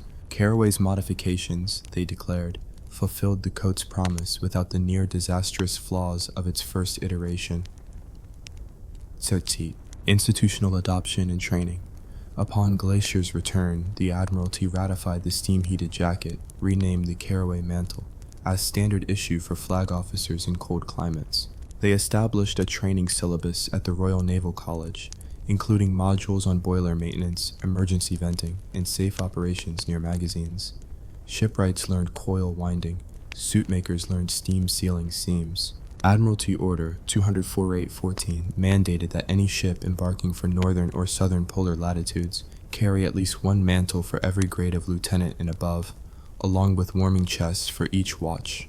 A new class of naval rating emerged, the thermal engine room hand, responsible for coat care and warming chest stoking, an evolution of the old coal foot steward. In time, commercial and cultural ripples. Beyond naval circles, the innovation spread to merchants, explorers, and even sportsmen. Arctic traders equipped sealing vessels with cedar chests. Whalers outfitted steam coats against spray and bearing sea gales, and polar-bound scientific teams borrowed the drift atlas and warming chest designs. Popular culture seized on the craze. Illustrated pamphlets, How to Survive Winter at Sea, featured diagrams of chest assemblies and coat schematics.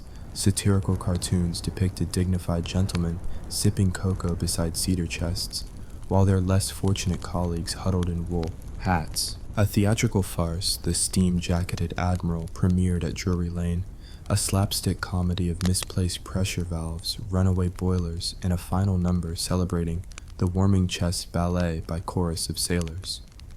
X. Legacy, conquering the cold with absurdity. By 1820, nearly every seafaring nation had adopted warming chests, insulating underclothes, and personal heating devices inspired by the caraway mantle.